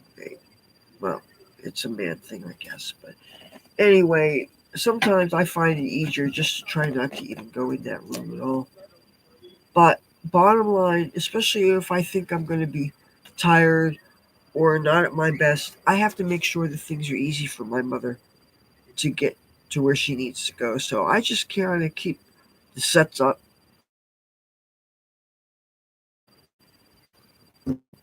I'm trying to look out my window to see if I keep on thinking I hear a conversation that sounds like my friends. But I told him to ring the damn doorbell. The doorbell, we don't hear it, you know. Plus, Messenger, he could contact me on Messenger. I'm looking at my computer right now. Facebook's on top of there. If that thing starts flashing and I see my friends, they can contact me. They can contact me when I'm talking to you.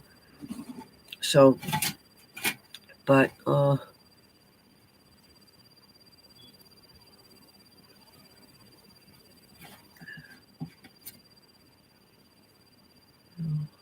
I hope he doesn't expect me to be able to heat a Wawa sandwich.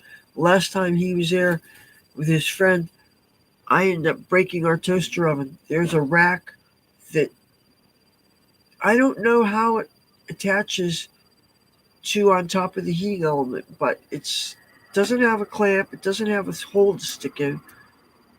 It broke off, and I don't know how to use it anymore. You can't touch the heating element directly, and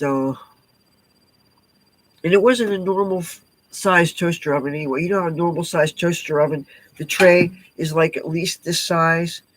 This had the tiniest tray. It was like square shaped like this. Have I ever been to the Pine Barrens, and do I believe in the Jersey Double? Well, first of all, yes, I have been in the Pine Barrens.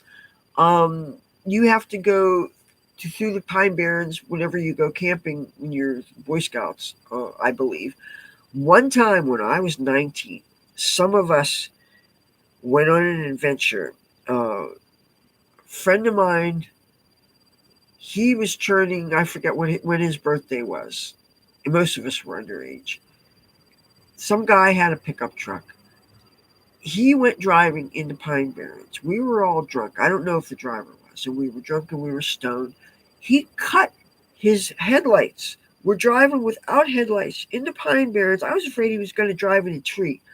We happened upon, there was a bunch of us in the back of this pickup truck. It was one of these pickup trucks that they had a covered cab or a covered back that you could fit a whole bunch of partying teenagers and 20 somethings in it, right? And we were in the back, and you could open up this thing so that you could still be in contact with the driver. You could have like a window like this big, right? So you could pass your joints back and forth. And we were passing lots of joints. And I don't know what people were drinking. I think peach schnapps. But anyway, we came across what looked like a motorcycle gang or maybe even KKK. I don't remember. We had reason to believe they were racist people we came in contact with, and we were scared because we had one black friend with us who might be the person who you're about to see if he gets his ass here, if he gets his black ass here. And I could say that because I'd say it to his face. I love him.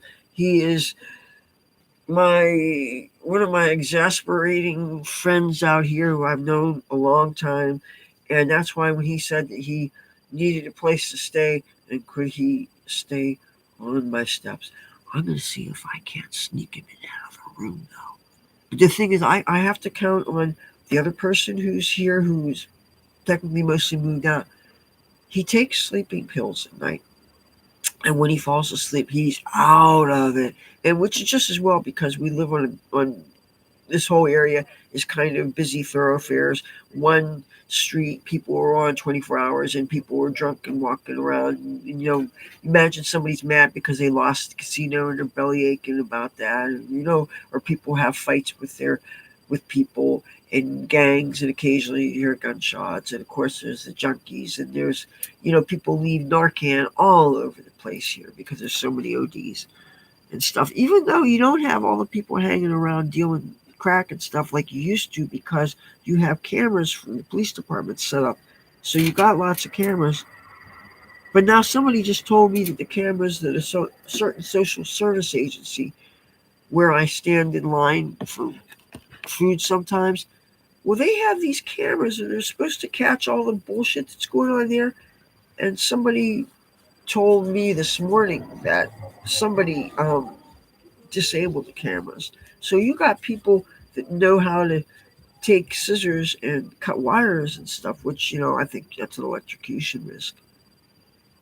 Plus, you're destroying other property. But now, as far as do I believe in the Jersey Devil, I have read the literature about it. I've heard stories. Now, I see no difference really in anecdotal stories and in the things that are the basis for people's religious faith. So if there have been sightings of a weird creature, all I can tell you is I haven't seen it personally, but I know it's a big part of the lore. There are, one time somebody even sent me, or maybe I forget somehow, a postcard talking about the Jersey Devil. Or maybe mom sent it to me or something. I don't know. She may have even sent it to me when I was in California. And of course, I brought it back here.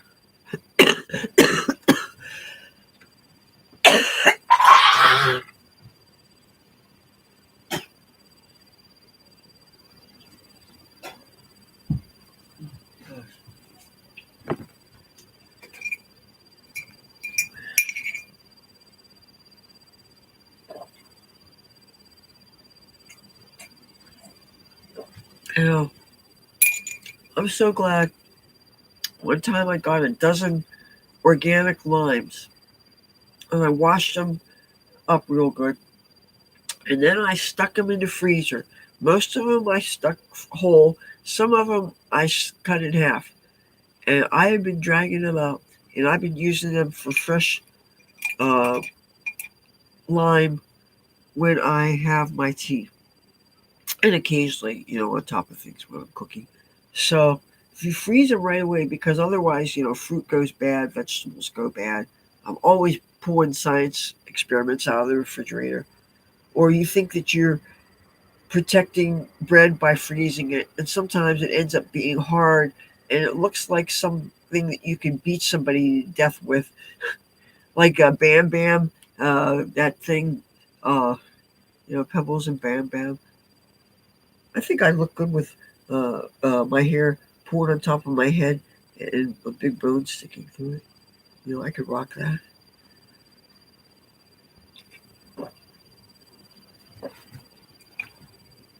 Mom's coming. I think it's so smart how my mom folds up her walker and all the wheels line up. It kind of looks a lot like inline skates and it helps her in balance. And she paves her way through the hole. Here she comes. Here she comes, walking down the street. Hey, Mom! Yeah. Hey, we're the monkeys. Where are my friends? How long can it take? My God. I mean, how many times you have to fall up and down the boardwalk? Love you forever. Back at you.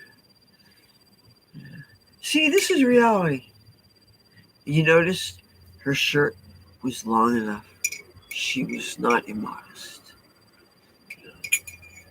Soon it'll be so cold that everybody's going to be wearing sweatpants and nobody will have to worry about seeing Mama's gutchies.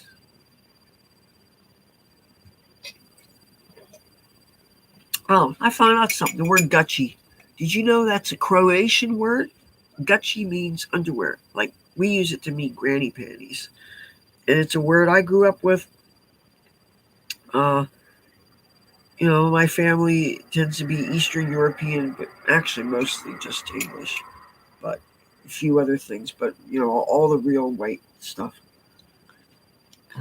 Meyer Greenblatt says, I like when Pebbles and Bam Bam were in high school. Pebbles and Bam Bam show bad luck, schlep rock.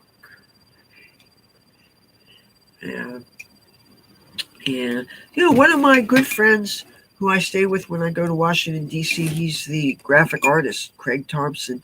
He worked for a while for Hanna-Barbera. He was, and the thing is, this is the thing about, I noticed in my life with my friends, so many times when you're living your life, you have no idea what your friend's training is and what their experiences was. You just know them that you know. And I was so focused on survival and the drama of living my life. At the time when I met him, I think I was still sleeping in my car, and he was sleeping in the car too. And that's the thing is when people are sleeping in their cars, they know each other and it becomes a scene. And, this was before there was any internet when you were really ashamed of being like, I was sleeping in my car, right? And I was also going to clubs hoping to rub elbows with rock stars and stuff. And the last thing I wanted to do is for people who maybe didn't like me and they knew that I was not as financially prosperous as I was trying to dress to be and stuff. And for somebody to say, do people know you sleep in your car? And that would have been like trying to do social suicide to somebody, because I have a dancer story for you. There was this place that I was a dancer, right? And one night it was on a weekend after the Sunset Strip clubs were closed. People would eat at places like Denny's. And I don't know if there's still 24 hours, but a place that's open 24 hours is a lot of fun to go to when the clubs close and you want to eat and hang out and see and be seen. In Hollywood, they have this place they call Rock and Roll Denny's. And just like there's a Ralph's, a supermarket, and when the clubs close, At 2 o'clock, it becomes Rock and Roll Ralph's. It's the Ralph's. It's on Sunset Boulevard. It's closest to where the clubs are and stuff. For all you Los Angeles people. So you're this all CNBC thing. And well, there is this girl who was kind of being bitchy to me in one of the clubs I was working in, and she noticed something unusual about my grooming habits. And I'm not going to elaborate because it's irrelevant. And I said, well, if you keep on making an issue of it, I will get out some hair dye and I will do one side purple and I will do one side green. And that kind of shut her up. But she was somebody that was actually, he was starting to really cause problems for me. And I had to do a banishing spell on her because she was really, really trying to harm me socially. She was trying to interfere with my job. She's trying to get me fired. She was really trying to make my life a living hell. So I got her banished. What ended up happening was she left town for like a year, gotten pregnant out of wedlock, had to go somewhere and have the kid because, there was still thought of dimly to have children out of wedlock. I don't know when that came out of favor, by the way, but the worm does turn. But anyway, she gave her child away, whatever the thing was, finally came back to town, but it actually had a whole personality change and it turned into a good person. A leopard really did change its spots. That was a very weird way for a working to be successful, and I certainly didn't intend for a child to be born out of it. And I'm not saying that I caused a pregnancy, but I am saying that by banishing somebody who, I guess people who have a history of not being on the pill so you can get pregnant easily. See, I never let things happen. I made sure I was on the pill even if I didn't think I was going to get laid because I'm thinking I'm protected. That way, if God forbid something terrible happens, you don't have to do what everybody's bitching about. You know what I mean? And yes, I am pro-choice. I am passionately pro-choice. Not when it's 8.5 months along and you decide, oh no, I want to get rid of the child, but no, especially in cases of rape, or domestic abuse and stuff like that. People have a right not to bring a child into the world that was caused by violence. And for anybody to force a woman or a girl in doing that, that's I don't understand. I mean, I understand the people that believe that abortion is murder and stuff, but what about rape? Have you ever been raped? And do you know what it's like? And to put somebody through that, and to put the insult to the injury, and having that? No, I can't do it. I would never force somebody to carry something to term after they have been brutalized. And I am pro-choice. That's the way it is. But I am still a Republican. But I love Ruth Bader Ginsburg, and I got this shirt, and I love that it's got all the colors. I mean, here, I'm going to give you a close look. This has the colors.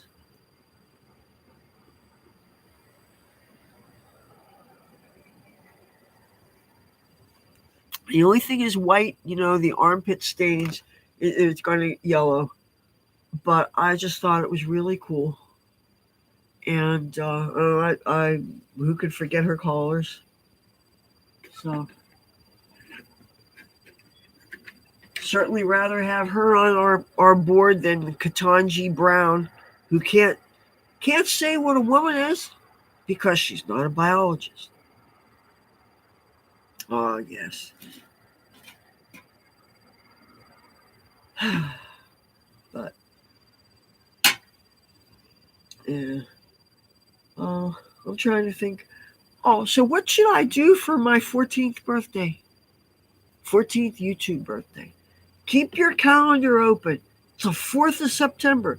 It's a day after tomorrow.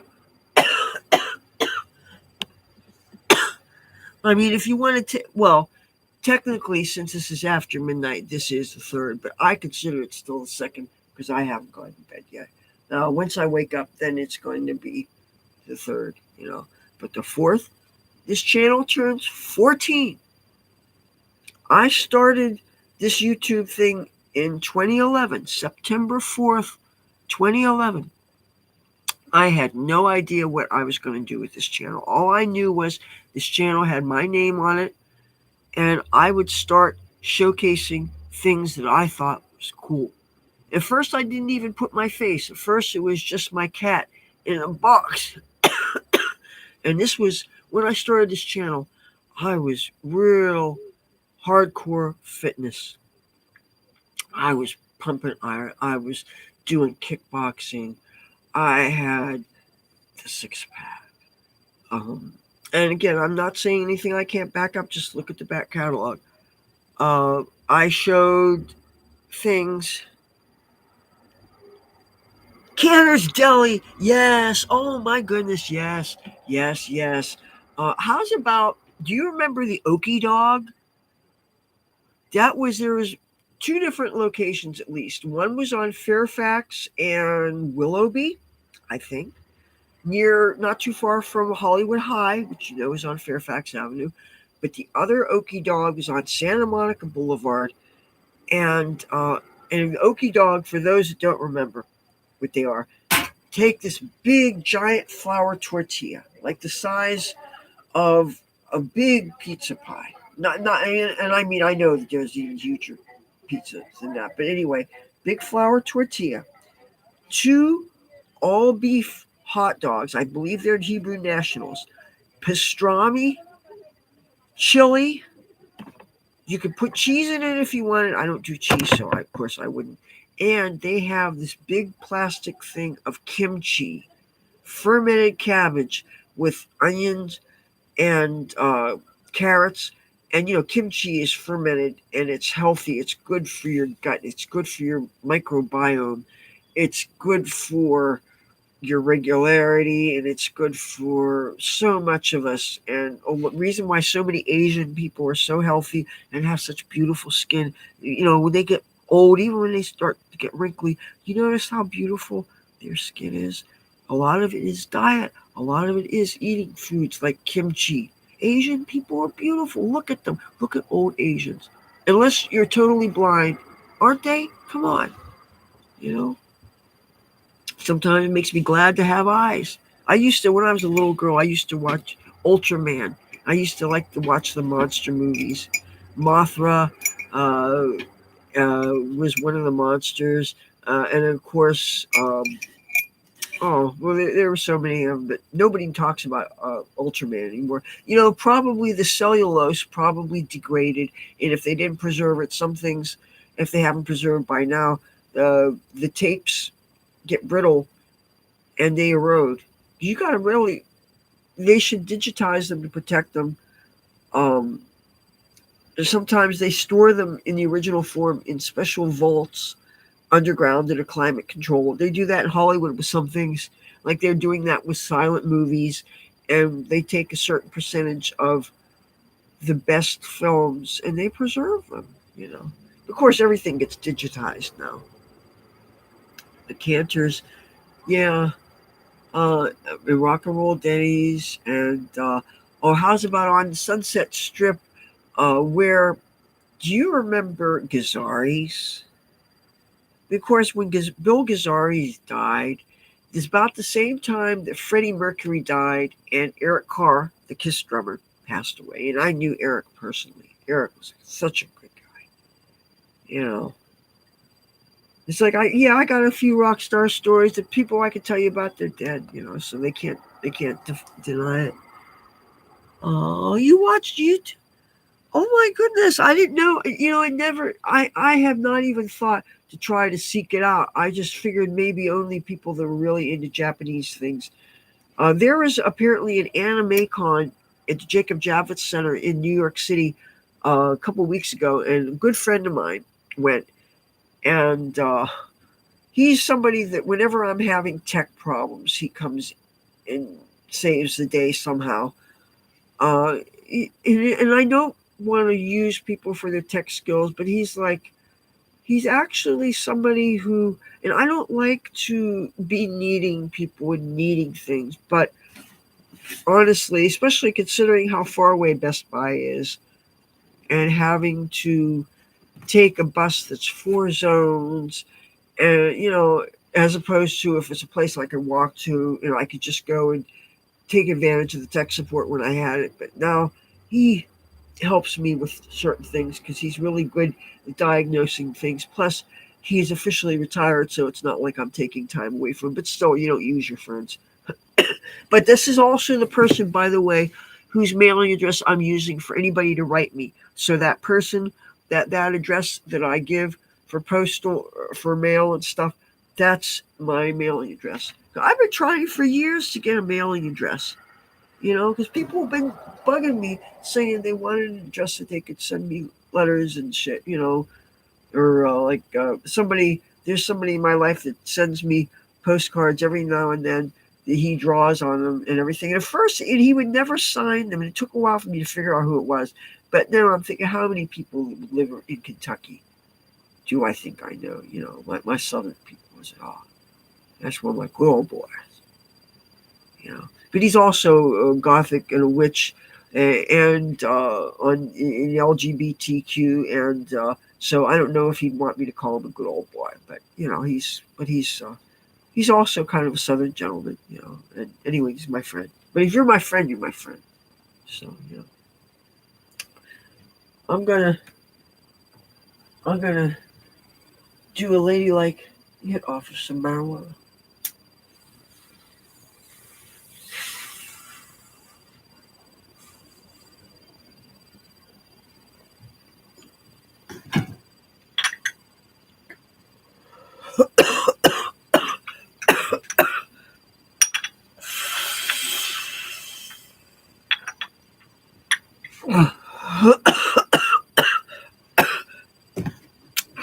So I'm still not sure if I should take a chance on getting yet another one of these cheap phones. Because, okay, after 35 gigabytes of taking pictures and shooting video, this claims it's filled up and I can't take any more pictures. But I checked in the settings. I have well over 200 gigabytes left. The operating system and the few apps, because it has built-in apps, and I only installed 2 more apps. I installed the YouTube Studio and I installed Instagram. And it turned out the Instagram editing one, by the way, it won't let me download onto this.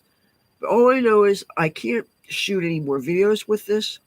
I can't take any more pictures with this. And I paid $58.11 all told for this. For a couple of dollars more, I can get a phone that holds 512 gigabytes. And instead of being 8 gigabytes ROM, it's 12 gigabytes ROM. It's a little bit more money. Hopefully, I should get more than 35 gigabytes use out of it. I mean, I miss being able to take something portable with me. And the price is still, I think, better than paying $500 for something that only gets stolen in a couple of months. That would be groovy. I will put it on the wall. So I like to let people, like so much of when people send me things, I like to actually make them a part of the set. This very prominently is from viewers of my channel. Tiger, if you ever get to watch this, I'm talking to you. Tiger, she likes to come to the city and she likes to patronize our casinos and she likes to stay here. And sometimes she contacts me and says, I got a room, pack your bag, you want to make a bunch of videos? And it's like, twist my arm. Do I want to make videos? Do I? So, and we had so many fun times doing live streams in the hotel room. And then she liked to drink her wine, And then she would leave me these cute notes, which I saved. I will never get rid of them. And it says, "Do you want to take a walk with YouTube?" And so I would carry this big laptop, trying to be as not noticeable as possible, wearing my cute little outfit, and she's all happy and introducing me to people like I'm somebody, and I'm trying to not get noticed by security because I'm live streaming and I'm talking to people that are online asking me questions and stuff. And a lot of times I try to stay just to where the art is and not the gaming areas, because there you technically, people do take pictures of things all the time. But the thing is, with little cell phones, you can be on live stream and my channel and blah, blah, blah. And let's say this is a slot machine and da, da, da, oh, she won $1 million. And you can get away with it because I could be talking to my mother, as opposed to, and I notice with a live stream they make you do it this way, whereas at least, you see, this is how I prefer a live stream. I like this view better. This I noticed when I went to Washington D.C. this year, and I finally got my first cell phone, and I figured out how to go live on it. Uh, And I was thinking, why can't I? It won't let me. It always made me keep it oriented this way. It's like you can't see as much of your hair. You can't see as much of your surroundings unless you go and show everybody. And another game changer for me in Washington was when I discovered I had an Xfinity logon through the fact that my household subscribes to the Xfinity Triple Play, which is your internet, your landline phone, and your TV. So, and now the other person that lives here, he has another thing through Xfinity. He gets his cell phone through them also. So, but I have an actual user account, which meant that I had access to the Xfinity Wi-Fi hotspots in Washington D.C. So that also included, used to be, in order to get Wi-Fi where I was staying, we had to go to the TV room, which had an internet router, and it had the free coffee machine with the 6 different types of coffee. One was decaf, so that was covered, but they had your dark roast and your hazelnut and this and that. I was like, oh my goodness, if you love good coffee, and I do, oh, it was wonderful. You just had to bring your own mug, and of course your own sweetener, you know. And we had these big old mugs, and and it ground the beans before brewing, and you got to smell the process. Oh yeah. And anyway, you had this nice room, which the videos in the Washington D.C. playlist, you can find them. You got to see the room. But once I got this hotspot thing, whenever I was in range, it just automatically turned on, and then that activated the a certain Wi-Fi or a certain AI that was built in to this phone. It was a Motorola Edge 23. That was the name of that phone, and there was like a good 4 different AIs that I had been working with, but the one that turned on automatically when I saw the chocolate, that tripped me out. There's some that just they listen in on the background, and all of a sudden they talk about something like that. They'll respond to something that you hear on the news. But anyway, this doesn't do that. And so anyway, I don't do too much with it. But I think I'm going to have to get another new one, another cheap one, obviously. Like I'm talking no more than $60, but that has even more storage space and better specs, so that hopefully I will get, even if it's a few more weeks of filming. Because okay, think of how many videos I got to make with this standalone before it it, it shut me off. Whatever 35 gigabytes is. Now, one thing that my friend is going to try, he said there's this device that sticks to the bottom of a phone and expands storage. He thinks that would make it so that I would just be going on that and not what's here, internal storage. But then there's something else he showed me. This is expandable. This has a tray with not only a SIM card, but you can put a chip in there. So I'm wondering if I fill that up, maybe then I could use it. You know, I would really rather try to get all the use I can out of this. But I'm suspecting that instead of the 8 gigabytes RAM, ROM, whatever it is, I'm thinking it may only be 4 gigabytes because there's a lot of lag.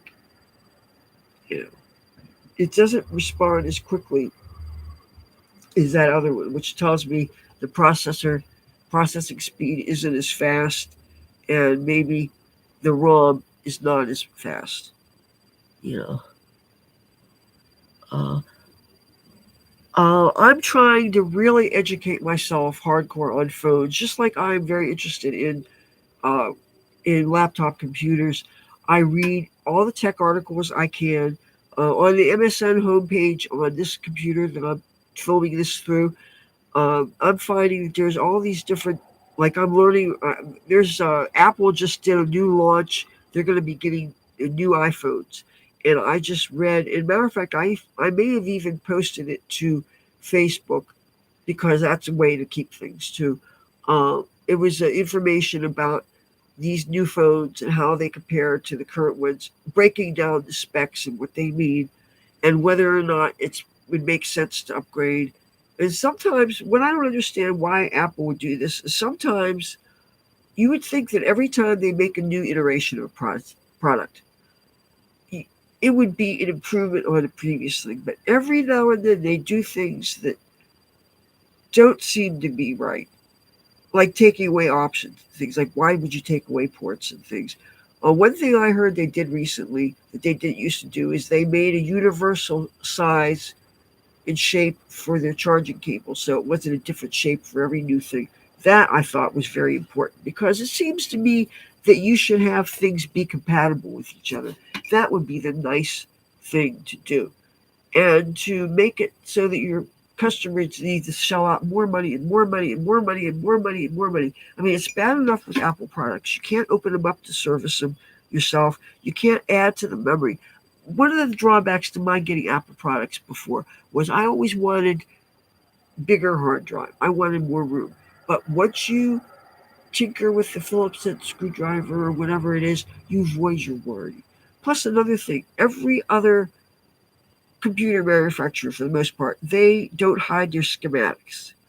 If you were a computer repair person, you could read the diagrams, you could get the soldering kit out, get all the stuff, the motherboard, the things, and if you had the chips and things, you could put it together just like you can build. I know more than a few people that build their own computers, and I know some real smart people. Uh, but Apple does not, or maybe only until recently, but they did not provide schematics. They were very, very secretive about their technology because they didn't want to, and it made it so hard for people to get their things fixed. And, anyway, I understand it's about making money, but, everything, it just, it's kind of for something with a pedigree. And that, but that admittedly is wonderful. My first exposure to Apple's products was when I was living, sometimes I was staying in the Hollywood Hills. And this lady who only stayed there twice out of the week, the rest of the time she stayed at her boyfriend's house. So since she wasn't there, she gave me the key and she let me use her computer. She had a Macintosh, a desktop computer, and I loved it for the things I was doing at the time. And this was the year 2000. So at the time, I was sending emails. We didn't have social media like we do now. We did have Yahoo clubs and Yahoo groups. And those were ways where you would have a username and you could talk with people, strangers who ultimately sometimes became friends in real life. I have met some people that I only knew online, and it's never been a bad experience, you know. It is quite surreal. Somebody you were talking to for like more than 10 years. And these weren't people, at first, these weren't people who I'd never even seen their faces. Now, with videos and things, at least you recognize somebody when you saw them, But, uh, And sometimes, or these are relationships from people that I met at fan conventions like the Kiss Expos, the record collector conventions that they would have in Wildwood, New Jersey. But I had a bad experience at the one I went to, not at the convention itself, but because these obnoxious white teenagers were following me up and down the Wildwood Boardwalk asking me how much I charged. And I had my hair was big, teased up real big. I was wearing, I mean, you see what I'm wearing. I was wearing, here, I would have set this down someplace. To refresh the memory,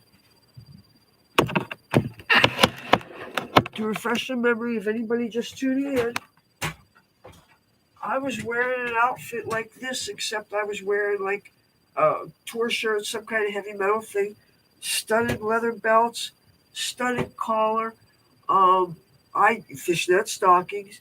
Oh, I was wearing a leopard print miniskirt, and I had these bitchin' platform high heels that were leopard print. Oh my god, it was such a badass outfit. I was so rock. It was such a rock and roll outfit. And these were obnoxious kids who otherwise looked like they would be cool. Some of them had different colors in their hair. They had piercings in their lips, and they were calling me hooker. And I was so disgusted. I'm thinking, I never came back to Wildwood. Never came back to Wildwood until the Trump rally. And the thing is, that was the second Trump rally. I didn't go to the first one because at the time, the only way to get tickets for these things, you have to be able to get text messages. And of course, you have to have not only a cell phone, but you have to have a data plan. And I never get data plans, I just use Wi Fi. So I can't make phone calls on them or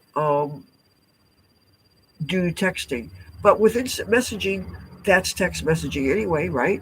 And plus, uh, you don't need to have a specific number to do social media text messaging. And like this, we can communicate in real time. This way, there's so many ways that you can communicate with any of a number of people, even people who you've only met for a couple of weeks. Like you see my videos. Now you know that we can talk on Instagram, that we can see each other in different platforms. I see you. I'm saying, oh my goodness. Uh, uh, I guess if I had to pick a label, you know, one of the places I miss for concerts, Philadelphia Spectrum. And everybody's all sad because Ozzy died. How many times I saw him? I've lost count. He was here in Atlantic City. Vandenberg opened up for him.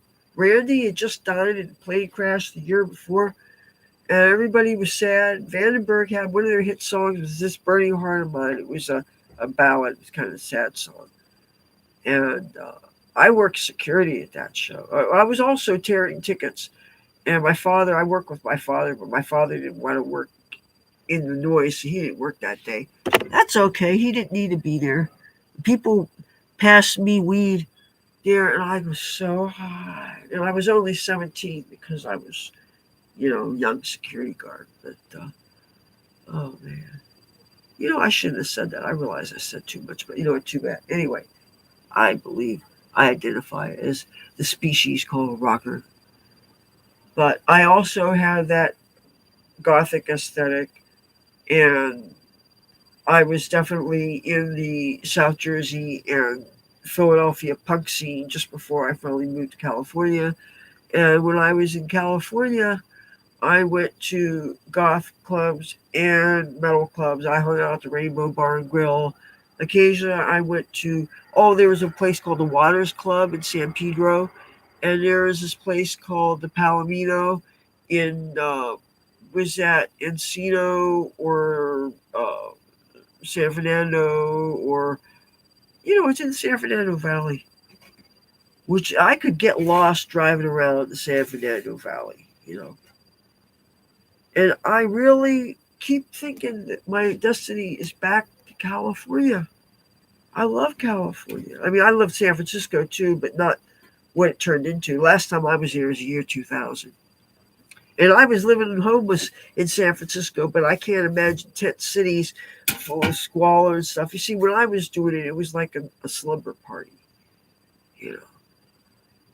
But when these latest fires happened, when it got Pacific Palisades, when it was this close to Burbank, where I have friends currently right now, my BFF, she's in Burbank. Her husband has, get this, she has this boyfriend. She lives with him for 30 years. Finally, at 30 years, they decide to get married, right? Well, I don't know how soon after they marry, gets Parkinson's.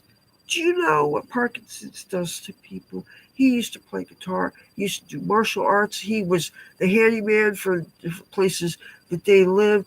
A real talented, smart guy, a songwriter, a singer. He could probably learn to play any instrument you handed him. Had nunchucks, discipline. I don't know how advanced he was in whatever kind of martial arts, but the guy had some skills. Parkinson's robs you of your motor functions. It weakens you. It just now she's a caregiver. I think I'm a caregiver. Oh my goodness. When you're dealing with somebody like that, there's physical therapy, there's just so much. And anyway, when they're no longer in Hollywood, they were living in Burbank.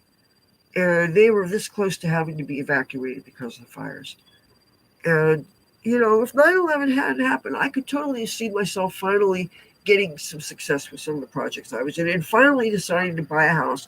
And I totally would have seen myself being in Pacific Palisades. Totally. And then say I leave all my stuff there because I'm here visiting my mom. And then the fires.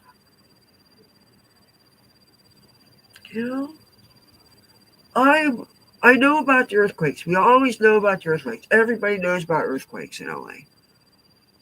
And everybody, you do what you can to brace furniture and to bolt your hot water heaters and the different things that you do to safeguard yourself or even where exactly you choose to live to try to mitigate the risks. Make life as safe as possible given the fact that you're in an area with forces that you cannot control.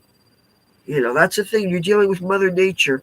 It's like, but there is no safe place, it seems. And maybe those of you that believe in climate change and stuff, maybe you're saying this is proof that things are getting worse. There is no safe place. Now you got to worry about the fires. And I've always known about the Santa Ana winds. But fire was not the thing I was afraid of there. It was always earthquakes. Oh, that and occasional tsunamis, especially if you were close by the water. And since, I do enjoy living by the water, I could see myself living in Venice Beach. And the thing is, what ruined Venice Beach just before 9/11 was there got to be a lot of gang activity. And they ripped up what was the Muscle Beach area, where they had these open air fitness equipment. You could do pull ups, different things, different kind of equipment that at the time I didn't even know really what it was used for. But you can get to it by, if you're on Santa Monica, they have this bike path. You can ride down Santa Monica. Actually, no, Santa Monica is down this way. Venice is this way. You're going up the California coast. Anyway, you go up into it. And it's at one end. Yeah, I guess Muscle Beach is closer to Santa Monica than the part of Venice Beach that's closer to, like, going up to Ventura and stuff,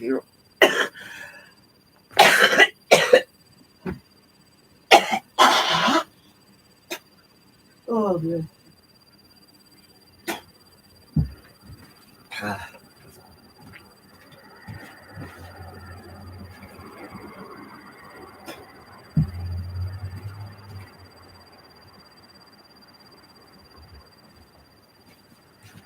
Tissue paper.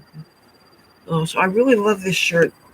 I don't know if you can see just how bright it is, but I really love this. I don't know if this light's. Whoops. Oh, ooh, ooh. Oh, excuse me. I just did something by mistake. There, I hit something. I don't know if this light's doing any good, honestly. But I have a light set up that I haven't set up yet because it's something that involves a tripod and it involves mounting a phone and a ring light. But actually, since this is not something that's mounted, oh, Thousand Oaks. I wonder about. There's this one restaurant that I wonder if it survived or not. Do you remember a place called Gladstone's Four Fish? And it was four Gladstones, four the number fish. When you're driving, say, okay, you're driving Sunset Boulevard. Say you were already in Hollywood and West Hollywood, and you're going, and you know how it kind of dead ends to you have to take a left or a right because it dead ends to Pacific Coast Highway? Well, it seems to me you take Sunset Boulevard, it does this really winding, and you have those really beautiful homes around there, and it's winding. That's another one of what I call a dead man's curve. I remember my first year out there. I took this cute guy. He rode shotgun, and we were wearing seatbelts or whatever. And I thought I would impress him by going a little fast in my sports car. And I took the curves a little on the fast side, but not too much because I'm not stupid. And no, I didn't have any alcohol in me because I was never into drinking and driving. I was always I would never do something like that. The only time I ever tried drinking and driving was just one time in the year 2000 when I was living by the La Brea tar pits, and a friend of mine showed up in this big ass cow. Oh, I'm telling you, it's the kind that I'm thinking, how the hell you park these things? They're the ones that are really big and beautiful from the 50s, and it was a convertible, and we had a top down. Usually I don't like convertible things for the most part because you get all that sun exposure, right? But anyway, I was figuring I'm going to live dangerously, right? And we had a couple of cocktails at the house, and she did let me take it for a spin, and I went around the block. I will confess that, and I'm sorry I did it, but luckily it was just around the block, and it wasn't any populated street or anything. But I'm not proud of myself. Uh, Malibu Canyon. I believe Malibu Canyon uh, may have burned up. When I see what happened with those fires, I mean, I think of all the things that have traumatized me since 9/11. And it really hasn't been a lot that I will say were traumatic. Okay, 9/11 was the big punch to the gut. Then in October 6th, was October 6th or October 7th in Israel, what happened to them? The tortures, the kidnappings, all that stuff. Very traumatic. Um, Ukraine war, when Russia invaded Ukraine. You remember the footage they shot with the orchestrated stuff, the tearjerker stuff, when Zelensky was first appealing to us, to Congress for money, and they wanted the weapons to shoot the missiles out of the sky and stuff. That was traumatic. Oh, excuse me. Well, wow. I just caught myself on the cord for the computer.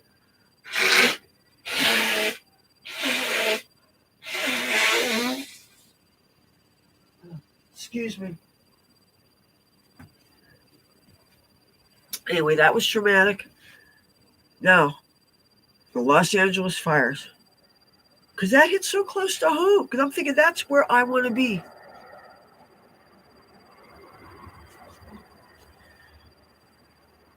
And I'm not planning on staying here in Atlantic City for the rest of my life. If I cannot convince my mom to travel with me, I need to have a destination for when I can no longer be in this situation. You know? Because I won't have any ties to this place. I mean, I will have friendships that I've made, obviously, and find someplace. Some of them I can keep touch with on the internet, but a lot of them I'm not. Matter of fact, most people I don't.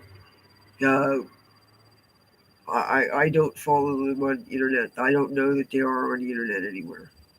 Because most of the people that I say hello to, I don't even know their names, what they go by. And it's just as well. I mean, I sometimes trip out a little bit when I find out that locals watch me because this is my space to express myself and be real and tell the truth and talk about things, talk about situations in my life. And what if somebody actually knew they figured out the place I was talking about and everything?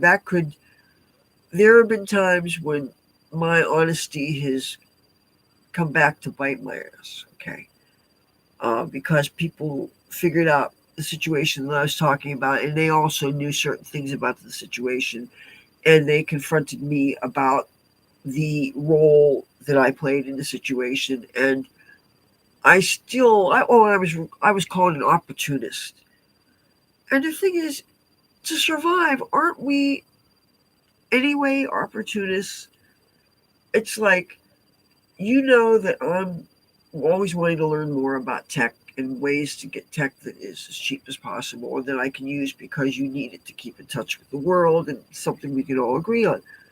And so I have my feelers out for that. So you betcha if I get some information about a resource to check out, I'm going to do it. If it means getting something cheap from Temu or Wish, I'm going to try. If I know that we're having problems in our family paying bills, and I find out that there is a resource where I can get free food so that we can actually pay all our bills and I can bring food into this house, I'm going to do it. Am I an opportunist? Oh my God. She's standing in line waiting to get free food so that she can bring her mom home and meats and steaks and whatever, you know? Don't you think my mom deserves to eat well, especially as she's trying to recuperate from her physical therapy? She really needs protein, meat, whatever.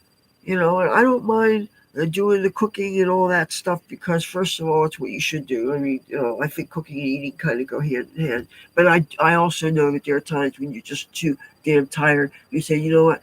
I would just love to order delivery or takeout. And now in today's technology, there are so many options beyond just calling the restaurant that you love. I mean, if you the way it seems to be now, and I've never used any of these services, I can't see paying all these extra fees and then tipping these people on top of all that. They get one thing from one place, one thing from another, one thing from another, one thing from another, and so I think there's a membership fee for these things, and then a service fee, and then the delivery thing, and then a tip on top of it. And I know you're paying for convenience, but it's like, how lazy are you? It's like I could get 7-Eleven deliveries. In this town, you can't go 6 blocks without running into a 7-Eleven. So the excuse, oh, I'm going to have them fly, so I don't need to put on my pajamas and a pair of hard shoes and get out the house. You know, I mean, that's a certain kind of laziness. But there may be times when you don't want to, maybe you're with a significant other and you don't want to interrupt the mood or something, even though you're still going to have to answer the door. You know. But yeah, I mean, I've thought nothing of getting up at 3 in the morning and making a 7-Eleven run when I was much more financially flush, when I just had to have Doritos of some kind, or any kind of barbecue or hot and spicy or Lay's Limon, Limon. They're like salt and vinegar chips, but even better. They are so good. I mentioned this to you guys before. I love them. I think they used to make them in Mexico. You know, Mexico, they take their chili lime seasoning seriously. You get some good. Have you ever had Takis? They're good. Oh my goodness. It's something that doesn't have cheese in it. It just is like limey and salty and spicy and crunchy, and they're rolled up. They're like tortilla chips, but they're rolled up into little cylinders like fat little straws. But definitely don't touch your eye afterward because you'll burn yourself. But they're real good. And they sell it sometimes in these portion control bags. They're like 100-calorie bags, tiniest little TSU bags. Then they have different sizes. Like the first time I had them, it was a bag this size, which I still consider a snack bag. And this was like, what, 3 ounces maybe. And they were so hot that you could be satisfying stopping in half a bag at a time, or maybe a third of a bag at a time.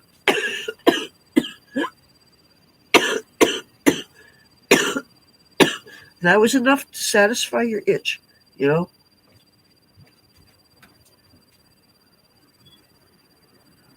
See if this is any good cold.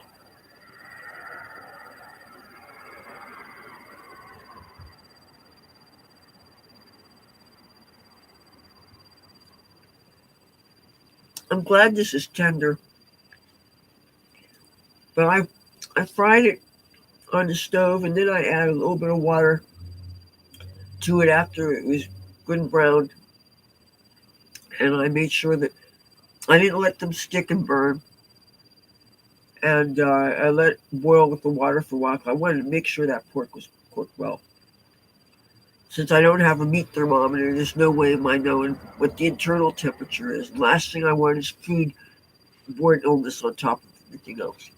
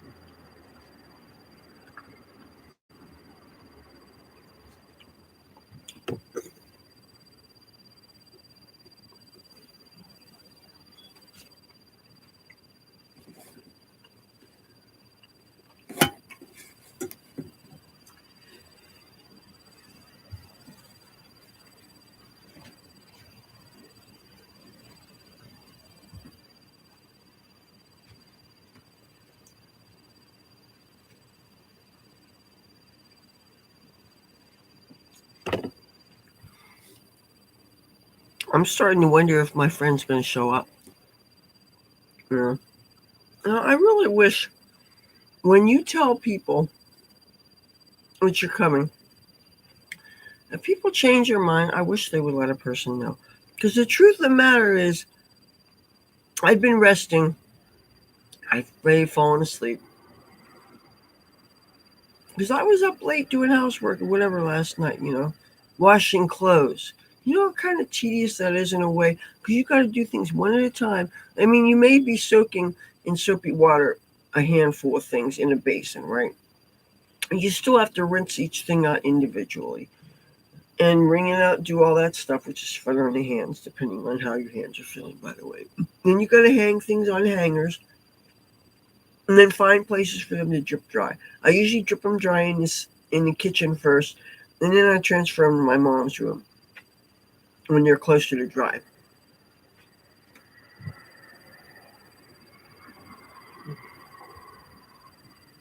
I think I may have meat in my tooth. Anyway, I woke up tonight. My mom said she didn't care about eating because she already was full from liverwurst. I fixed my makeup a little bit. It was only slightly smeared because I sleep on one side sometimes. My mom told me this certain friend of mine had called, but she didn't wake me up because I was sleeping. Well, I called him back. He asked if he can come over and he could stay on my steps. I said yes. I've been waiting for him ever since. And he called just after 10:30 p.m. It is now 2:53 a.m. Uh, he has not tried to contact me on Messenger. Facebook does not have anything blinking on it. My window is partially open, so anybody walking by, they could see me. They can raise a ruckus. They could send flares up there. They could shoot off firecrackers, whatever. They can get my attention. Matter of fact, if he pounded on my door, I could even hear it because I'm this close to my window and the door is right here. So I don't understand why people do this. They say they're on their way someplace. You're waiting for them, you're waiting for them, you're waiting for them. And I'm a patient person. At some point, I would really like to wash my face, jump in a shower, and go to bed. Maybe I'm asking for too much. Isn't that kind of what normal people do? You bathe and you go to bed, right? But you got to take the makeup off too. And I'm certainly not going to risk taking the makeup off before I have company, you know. So I'm upending my life for this other person. As a matter of fact, he has somebody with him. So this is two drunk ass friends of mine. I'm upending my life for him. Not to mention the personal risk of my own domestic happiness if I let him sleep in that room and the other person who lives here finds out about it and we get some kind of a domestic disharmony in my house. So I don't know how long it can take to get there. And that's no more than 5 miles at the most, depending on how he gets there. And I'm really thinking maybe he's not coming over. So I don't know. You know what? I'm going to give myself another hot thing of tea.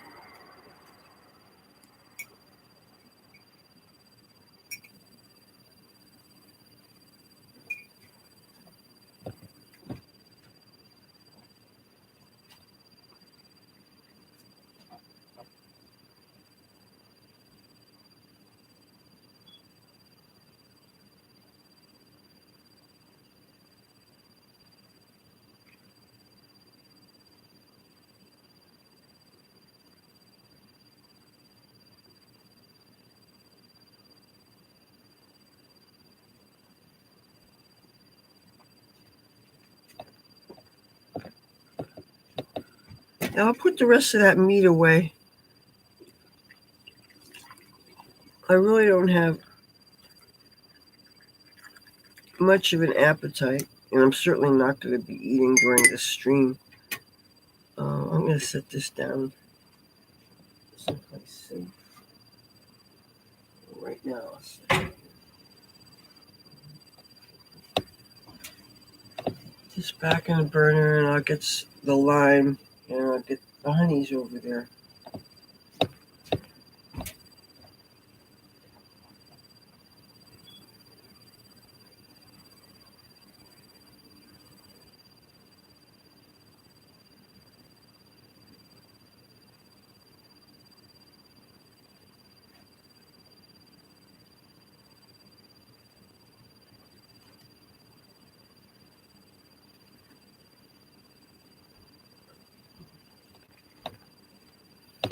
Speaking of things I just washed by hand, this golden white top, it was actually another one of those finds that, sometimes you get things and you just know that they will pair well with something. I firmly believe a person should have, if you like color, You should have pieces in every color of the rainbow so that you always have something to go with something. That is one of my rules. I think a really great way to organize clothes would be according to color and have that. So in my packing, I try to pack things, similar clothes together. You know.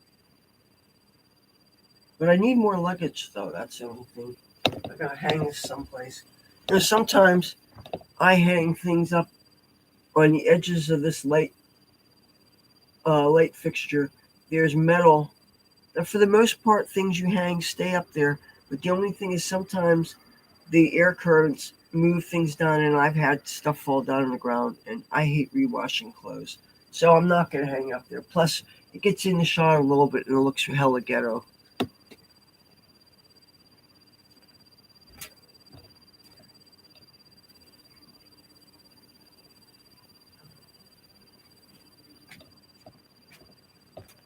I washed this jacket also.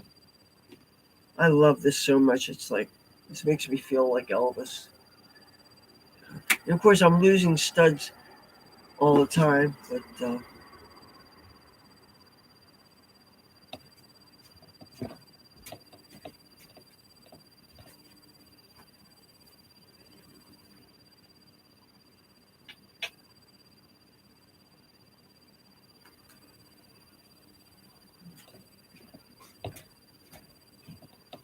boy, I don't want to assume he's not showing up, but I'm starting to think he's not. But it's like you're waiting around for somebody and waiting around for something. Where's the party? That's what I want to know.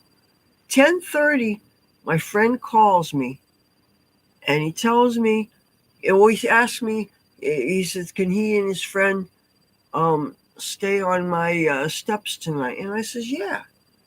And they're up by Resorts Casino. That's about 4 miles away, right? And the thing is, I know that he walks with a limp, kind of. He has a cane, and plus, I think he's really drunk as a skunk. And that's the thing, the operative word. And his friend uh, was drunk too, and his friend gets real lit. And the thing is, his friend, they're not bad people. They just are lunatics, okay, but with the alcohol. But they're the kind of, well, his friend, you can tell when his friend is drunk. But when he's drunk, a lot of times you can't tell. But again, I'm so far removed from the drinking lifestyle. I am very afraid of it personally, but what other people do is their business. And I even let them bring their beers here because what am I going to say? You can't do that. The only thing is you can't smoke tobacco in here. I probably shouldn't smoke any more of this because I would appreciate it more if I saved it for the morning. And if they're drunk, I'm certainly not going to mention it unless he goes and breaks a bunch out, because that's the thing is that, I heard that he had a whole bunch of weed before, and like one time he was so messed up. He told me that his cell phone was on 5% and he needed to charge. He says, well, charge it. There's an outlet over next to the toilet. And when he got here, he kept his phone and didn't want to do it. He was really, really out of it. Then he asked for some food. I had some pizza. I heated. This is just before the toaster oven broke, by the way. And I made it for him. And finally heated it long enough to get it to work, heated for him. And I gave it to him. I said, I have just one request. Please don't get crumbs on the floor because you're going to feed the mice, and even worse. And he said, I can't promise that. And oh boy. But then, I tried reheating a Wawa sandwich. Then the rack that you put your food on broke off. And it doesn't clamp on. I think it was soldered. So I don't think I could find a way to use that part of the device. It's called a breakfast center. It has this tiny ass little toaster oven. It has this tiny ass little coffee maker, not the one that I have. And then it's supposed to have a tiny little griddle on the top. And that's what I was using. That's what I've been using to reheat the chicken. Okay, let me put this away. That could be reheated tomorrow. Mm.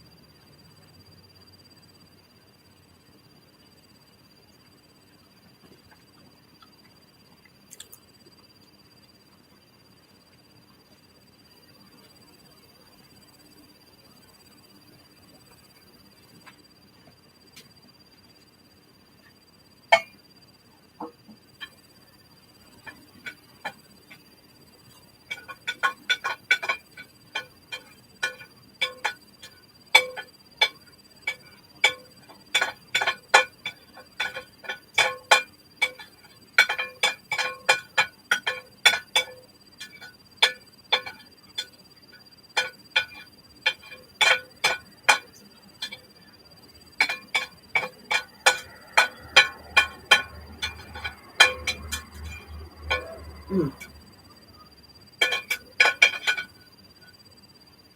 Okay, I'm going to put the meat back in the fridge. Look, one hand, and this is cast iron. I guess this is a good hand today. Well, if I can get it to the kitchen.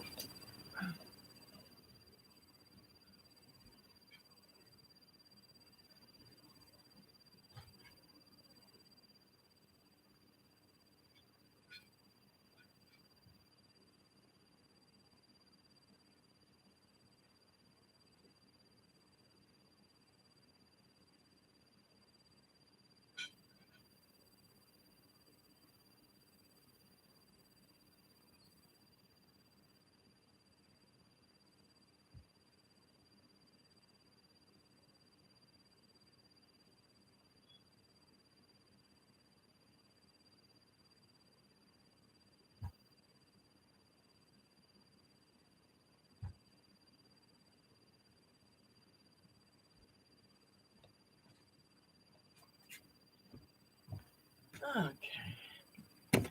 All right. You know what? I think I'm going to put this away until the morning.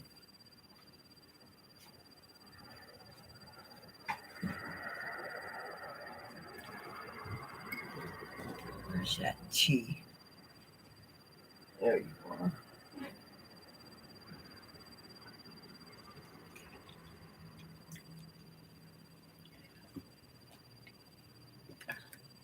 Oh, I don't want this spilling into the box down. This is actually the stuff for that lighting thing.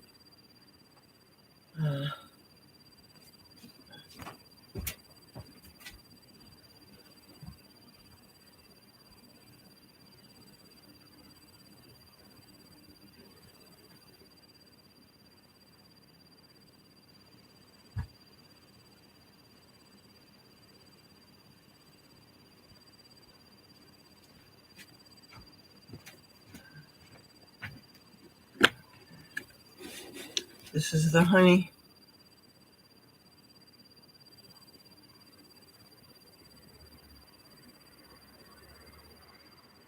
Is this light making things worse, or is it helping, or what?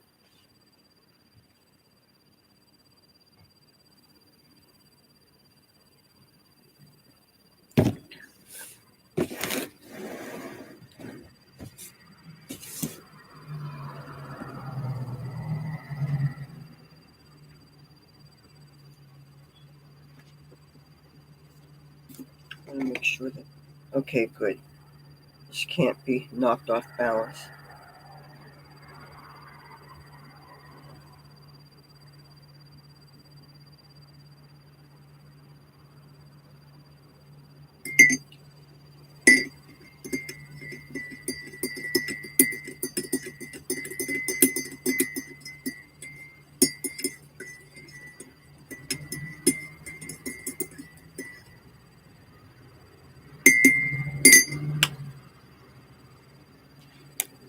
Oh. So, not sure what to do for my 14th birthday here.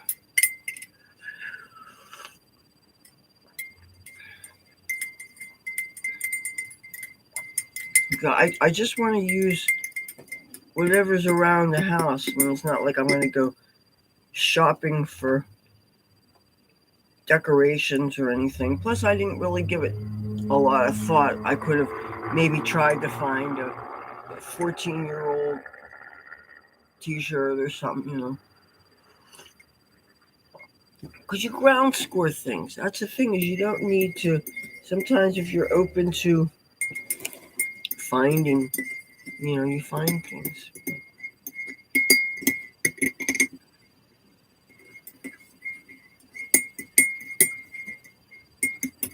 I know I can't stay up too late that night.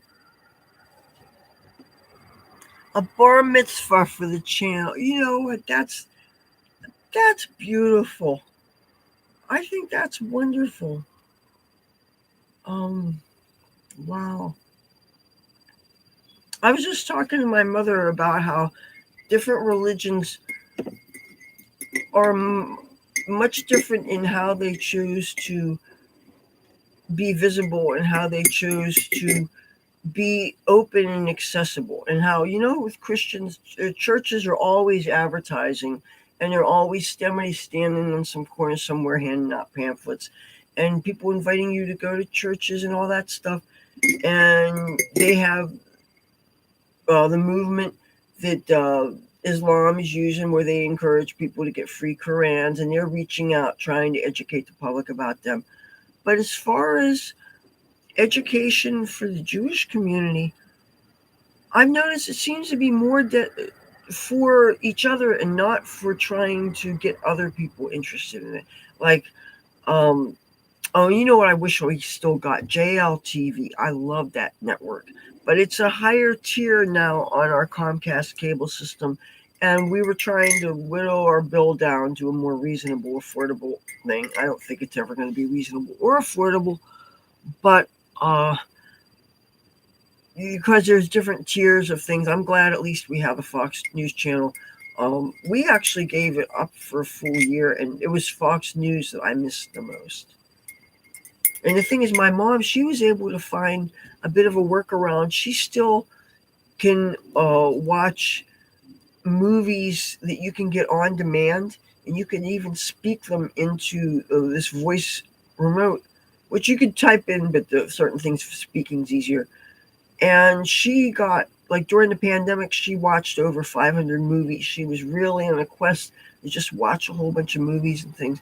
And for her news fix, she just watched the little tiny YouTube videos that all the major news outlets put. They're like 2 or 3 minutes, and they're just the news highlights. And the thing is, Fox News Channel is very rarely represented. But 14 years, it's hard to believe. And it's been a very, very slow growth, this channel. And it's probably because of certain things that I didn't do when I didn't plan. And the thing is, in many ways, I did lots of training. There are different people, like, I throw out some names of YouTube teachers. Nick Nieman is one. Brian G. Johnson is another. Um, um, Roberto, oh God, what the hell? I'm sorry, and my brain's not. It is, after all, 3:12 in the morning on the East Coast. But I took lots of training. I learned so much about search engine optimization. I learned so much about the composition of thumbnails. I learned so much about different things.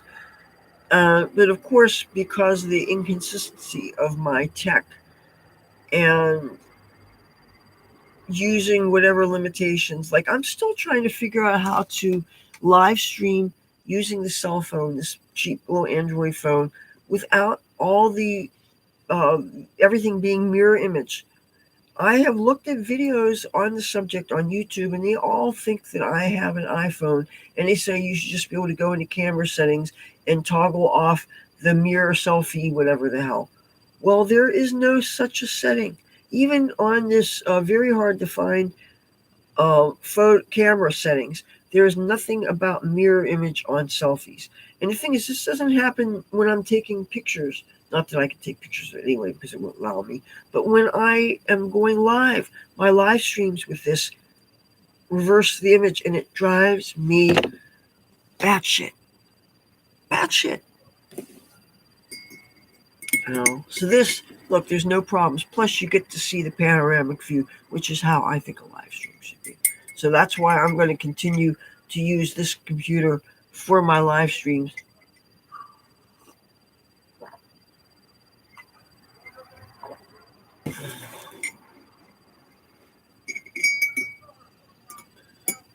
So, but I hope I can. And no, I can't see. First of all, I can't afford it, but I can't see getting an iPhone because still, you sink all your money into something, and what happens when you lose it or somebody steals it? You know, I think these things they're glorified uh, file cabinets. That yes, they do have some groovy things that they're also about them, such as the AI at your fingertips, and such as being able to use instant messenger so you can talk to people, and of course, the internet I think is really really wonderful. You know, what a gift. And I will never be ceased to be amazed at the fact that without having to be finagle my way into $1 million studio someplace, I can broadcast to the world, and some people actually tune in and they'll respond and they'll listen to what I have to say and they'll watch my shit, and we get to share something. And you know, when YouTube first began, their slogan was "Broadcast yourself," and I miss that idea that anybody with a camera and a microphone and internet connection, they can have a voice. They can say, "Hey, I'm me. Hear me roar, blah blah blah." You know, allow me to be just another person pontificating to the masses. You know,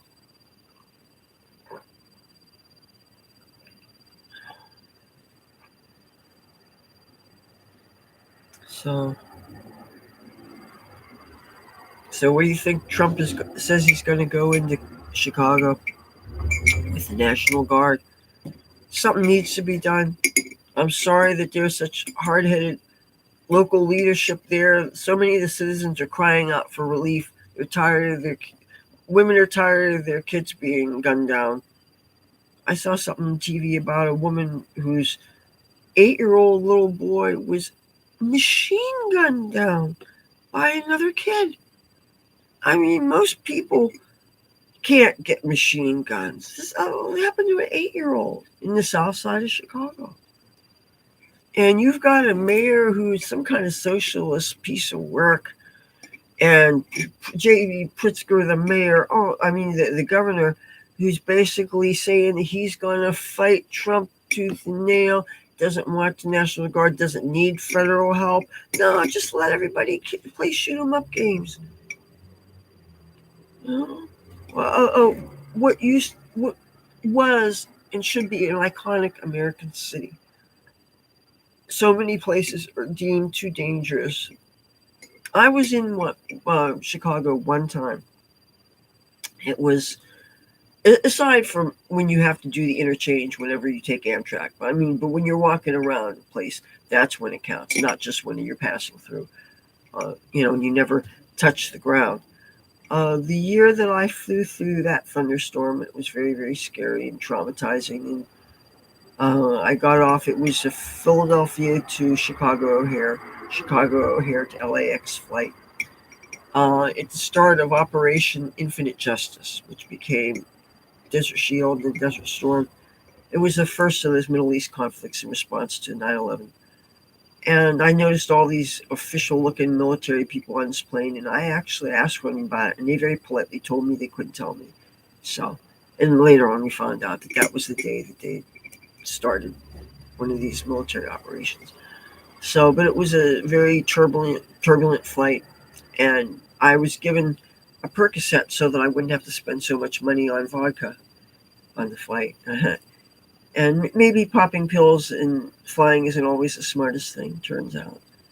Even though you think your friend's trying to save you money. Yeah, Percocets, they will uh, exaggerate the feeling of every bounce and shake and altitude plunge, whatever. And I felt like I was the only person that felt it and was being scared. And I saw like all these little old people, and they were just so calm. And I was really white knuckling it. When I got off, I literally did kiss the ground. That is honestly a thing. I'm glad I didn't get the Bohemian Jug Fuckers disease from that. Man, that really sucked. I kissed uh, uh, the bridge, the San Francisco Bay Bridge, once too. I left a lip print on it because it was in response to all these signs saying no graffiti. So I figured, is leaving a lip print considered graffiti? Is that considered defacing public property? I mean, this is a beloved, one of our national treasures. Am I leaving a lip print? I'm hardly thinking that's a big sin in the scheme of things. Of course, tell that to the police horse that I gave a lip print to one time. You know, they used to have these police on horseback in not the edge of Gold Gate Park, but near the edge of Civic Center Park, near City Hall, or City Hall Park, I think was the name of it. And that's a park I was hanging out in when O.J. Simpson's uh, trial was being said, and they had it played it over the radio, and some guy was playing the radio, and there must have been 100 of us gathered around listening for the verdict. But City Hall Park is also where the opera house was. That the steps to that are just it's a real nice area. And yeah, San Francisco is just one of these places where they allow things there that they don't allow anyplace else. Really, it's a very special place, but and yet run by these liberal cities. That things when they get out of hand, they get out of hand. You know, like I didn't see tent cities when I was there. It was just the occasional slumber party. Me and a bunch of my neighbors. Literally, that's what it felt like to us. But that was, a kinder, gentler time. The time before 9/11 was, you know. But I started this channel. I didn't know. I didn't have a specific niche. I didn't have one specific subject, and that is why it's been such a slow grower. I didn't try. I mean, I did makeup tutorials for a while, for a couple of years, and I burned out on them. I got tired of, I know how to put colors together. I know how to blend them. I'm really good at this, but now you've got 11-year-olds with perfect skin. They're not going to have their eyelids rubbing against each other, changing and blending the makeup a half hour after you put it on. That's one advantage a very, very, very, very, very, very, very young child would have over adults. And I felt that even though I thought that I had a real unique take on it, partly because of my overall image and also the fact that how I did the tutorials and the places I did them, because I would sometimes do them in public places. I thought the fact that I do things in public places is another thing that makes my channel interesting. So, but I've done so many different kind of things, uh, and I enjoy cooking on it. I enjoy the cat content, obviously. I enjoy talking the stories about the things that matter. I enjoy doing story times so much. I enjoy doing news commentary about the things that are deeply important to me. Otherwise, if you don't care about it, why bother talking about it? Especially considering the polarizing effect that certain subjects can have on people. But I've been honest with my views from day one, and I thought that authenticity was something that people respected. But sometimes honesty is scary for some people in some things, and maybe some institutions, like an informed populace, is harder to control. But I realized that I really did enjoy communicating with people. I enjoyed making new friends, and this is definitely a way that you can do that. I enjoy. I get certain similar gratification to this that I got when I was working on films and television in Los Angeles, and in some ways, I got similar gratification to when I was a stage dancer, even though I kind of sometimes miss the stage dancer money, and the guitar money. That was nice too. And it would have been so nice. All three of them didn't need a win, but one of them could have won. But you know, and I already decided if I won, I was going to take care of my mom's credit card bills. As soon as Uncle Sam got what he demanded, I was going to take care of her bills. But so nobody won that jackpot, and then they had another drawing, and I wasn't forking over it anymore.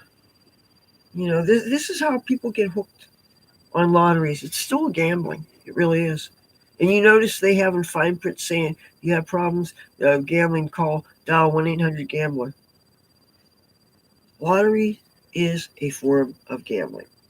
Yes, there is certain money that goes to help things like, the Pennsylvania lottery goes to help Pennsylvania seniors, senior programs, services, and I think also schools.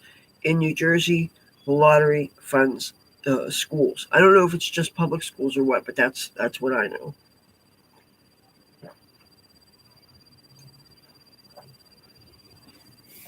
I mean, I don't anticipate buying another lottery ticket again until it's another historic $1 billion jackpot. The first time you buy in on something that's really historic, it's kind of fun because you're participating in something universal that a whole bunch of people are doing. And since I don't usually jump on trends, I do what I love, and if by chance it happens to be something a lot of people like okay, my love for animal prints.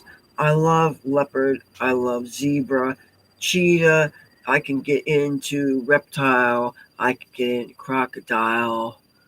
You know, whenever animal prints come back in fashion, it's like for a while there I'm riding a trend, but it's like I never stop wearing these things. It just so happens that sometimes fashion swings. It's fashion always swings. It's a pendulum. I love it that some people are referencing 80s stuff already. But they say that when you do a look, they say it's important. See, there's two schools of thought in this. They say to do a look, it's important to keep things authentic, but then they say if you do a look when it's become retro, then it's important to do something different to make it fresh. I don't know. I would rather keep it more authentic, but sometimes through technology and stuff, we find better ways to create looks.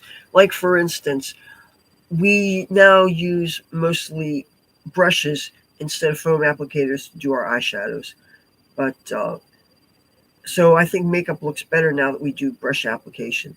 But I want to talk about my current makeup. Because I have not been able to find my brushes, I have been using my fingertips. And I use pretty much just a frosty white and a matte black. And without a brush, it is definitely choppy. I tried to do some more blending using pressed powder, a white translucent powder to just soften it up kind of. But anyway, this is with no brushes. And I didn't even bother with mascara because it's just going to be something else to scrub off at the end of the night. Sometimes I get a little lazy, especially considering that I wasn't sure I was even going to do this. Like there's makeup I'll throw on if I'm expecting company, and then I usually go all out when I know I'm going to go on film. And I wasn't sure. I didn't know I was going to go on film till just before midnight, till after I invited him up. So this was not something I planned all day. Even though that said, I don't have any more videos in the can. So in order for me to have content for tomorrow and the next day, I'm going to have to film something. So I'm going to have to go in studio tomorrow, and we'll see what I come up with is what you're going to get. You know, see, this is what I run my channel a couple of different ways. Sometimes I have things planned out ahead of time, scheduled ahead of time, and that can be really great. But the only problem is sometimes it frustrates the viewers when they realize that sometimes they're watching something that happened 2 weeks ago, and say they're watching a storyline of things that they're seeing, and I know what they're about to see because obviously there's things I haven't posted yet. And so then I'll do a live stream in between my different videos and stuff, and then people ask me about something that the answer will happen if they just get to the video, if they just give it another week. But you can't always say that, you know. Uh, and that the danger of batch recording is people end up seeing older content. Like, okay, every time I go to New York City, if I go for the day, I'm probably going to make 3 or 4 videos, depending on what I get to see and how much time I have. And if I have a cell phone, I'll be able to choose between creating shorts and creating longer form content. And so I never know how many videos I will create during the day because I will be charging up every chance I get. And all I know is what I did with the laptop, right? So as a result, you're posting a video a day, okay? As is my trying to be a commitment to you guys. So I could have a month's worth of content that took 4 days to shoot because you're batch recording every day that you're out someplace cool. When I got to travel, the one day in Philly, and the 4 days in where the hell, New York City. I'm creating content all that time. That was the main reason why I went. I said not only just to enjoy getting the hell out of Atlantic City, but I want to create content. To create content where I get to go and see and experience cool things, different things that are better than the same old around here, things that are more aspirational. When I get to show skyscrapers and beautiful parks and chamber musicians playing in a courtyard and architecture from the 20s and 30s, and just things that I think are very exciting, and a busy culture where people are rushing to their jobs, and there's just so much going on, and albeit very expensive, but exciting nonetheless. And I got to see that, and many of it I was rediscovering, and so I got to share it with you, share the experience with you, and I thought that was really cool. And then that now that video will exist there, and it will help people that want to learn about the area and stuff. Just like I'm sure there's people, I know for a fact there's people that watch these videos because they want to learn about Atlantic City, or they want to learn about Washington D.C. That's why I have everything organized into those playlists to make it easier for people looking for a specific subject. Because when you've been doing this channel, you've been creating content for as long as I have on one platform, you want to make it easy for people to find what they would be most interested in, so they can binge watch if there's a subject they dig. They would just, and saves them guessing. Oh, this looks fun. I don't know about this. This looks fun.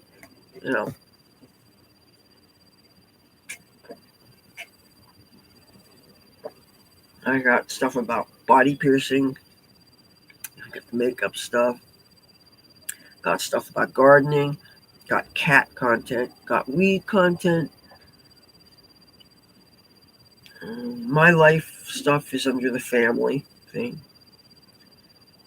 And certain geographic locations, the cities are listed there. There's playlists there. So, and that's something else I would definitely like to be checking out some more places and film there.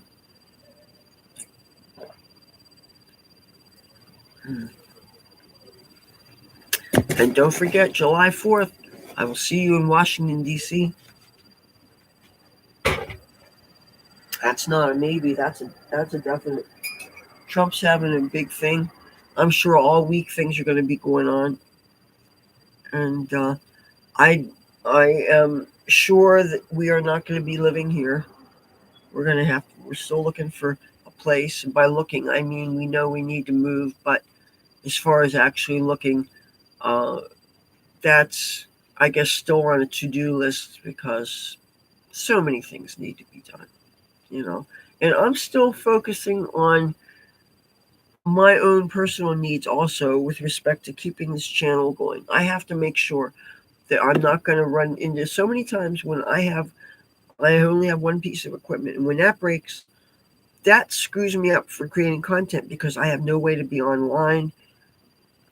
And if I try to go using the library computers, because of the two-step authentication, they require a code sent to a phone for me to get into my accounts. And since the phone will be ringing here, and meanwhile I'll be 3 miles away, so you see that obviously is not a viable option. So, yeah, it's better for us content creators to have more than one way to go online.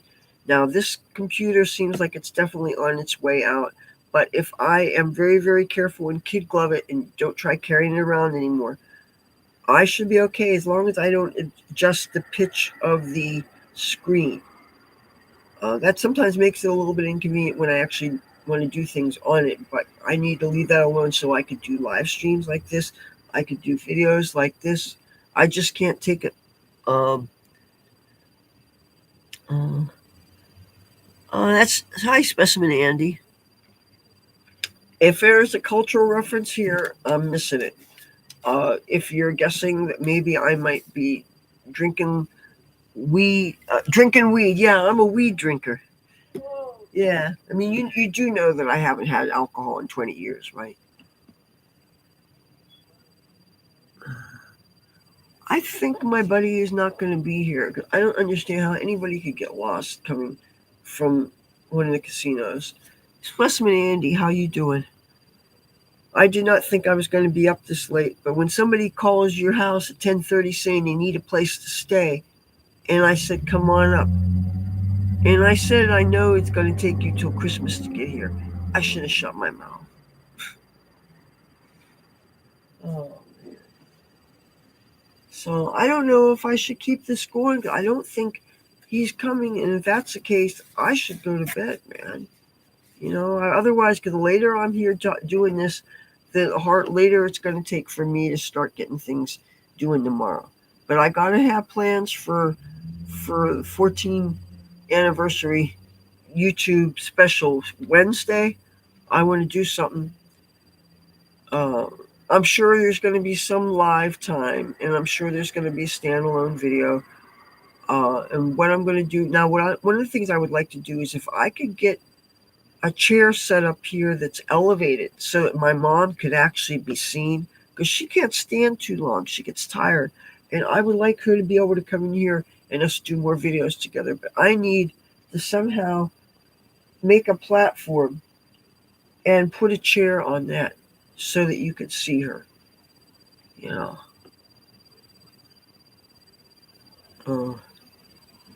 And I don't know. I want to think about taking a chance on another one of these cheap phones, but it's something that holds a lot more storage. And I'm going to see if I can't circumvent the problem of being able to film out and about again, because that's really something I miss. That's the whole point of being able to make videos, is going wherever. Or if I can find another $300 laptop. I don't want to go less than a terabyte, though. I like to have a lot of storage space for things. And the thing is, I wish you could get a laptop with a camera like these. Then I could carry it around and get the zoom capability. That is what I like. Because you got this nice big laptop, and you could film in this orientation, and then you could live stream in the horizontal orientation, which otherwise they don't let us do. And I know I could go the tablet route, but then how do you mount them?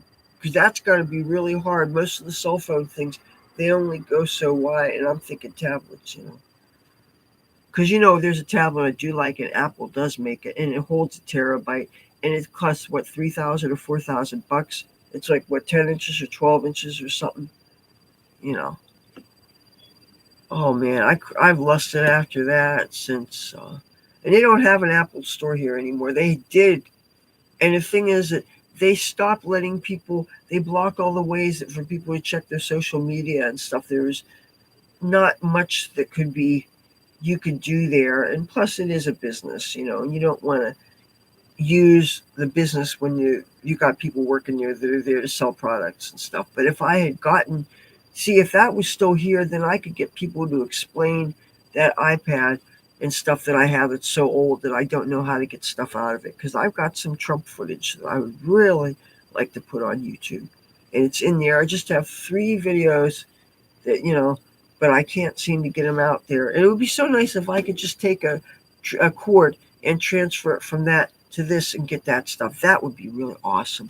But I think in order for me to be able to do it, I have to have that device on. And that's the problem. Yeah, so. But anyway, I think I'm going to be getting ready to close this. We've been doing this for 3 hours, 26 minutes, 16, 17, 18, 19, 20 seconds, and so on, so on. And I'm getting hot. I really want to start taking clothes off and putting the fan on and all that stuff. Um, if my friend shows up, that's going to be really rude. I think I was more than patient. How long do you have to wait for somebody? But you know what? I think it's something about alcohol. That demon alcohol, which is a really great Aussie song, also, by the way. All right, you guys, have a good night. Be safe wherever you are. And I'm sure I will talk to you tomorrow with something. Bye.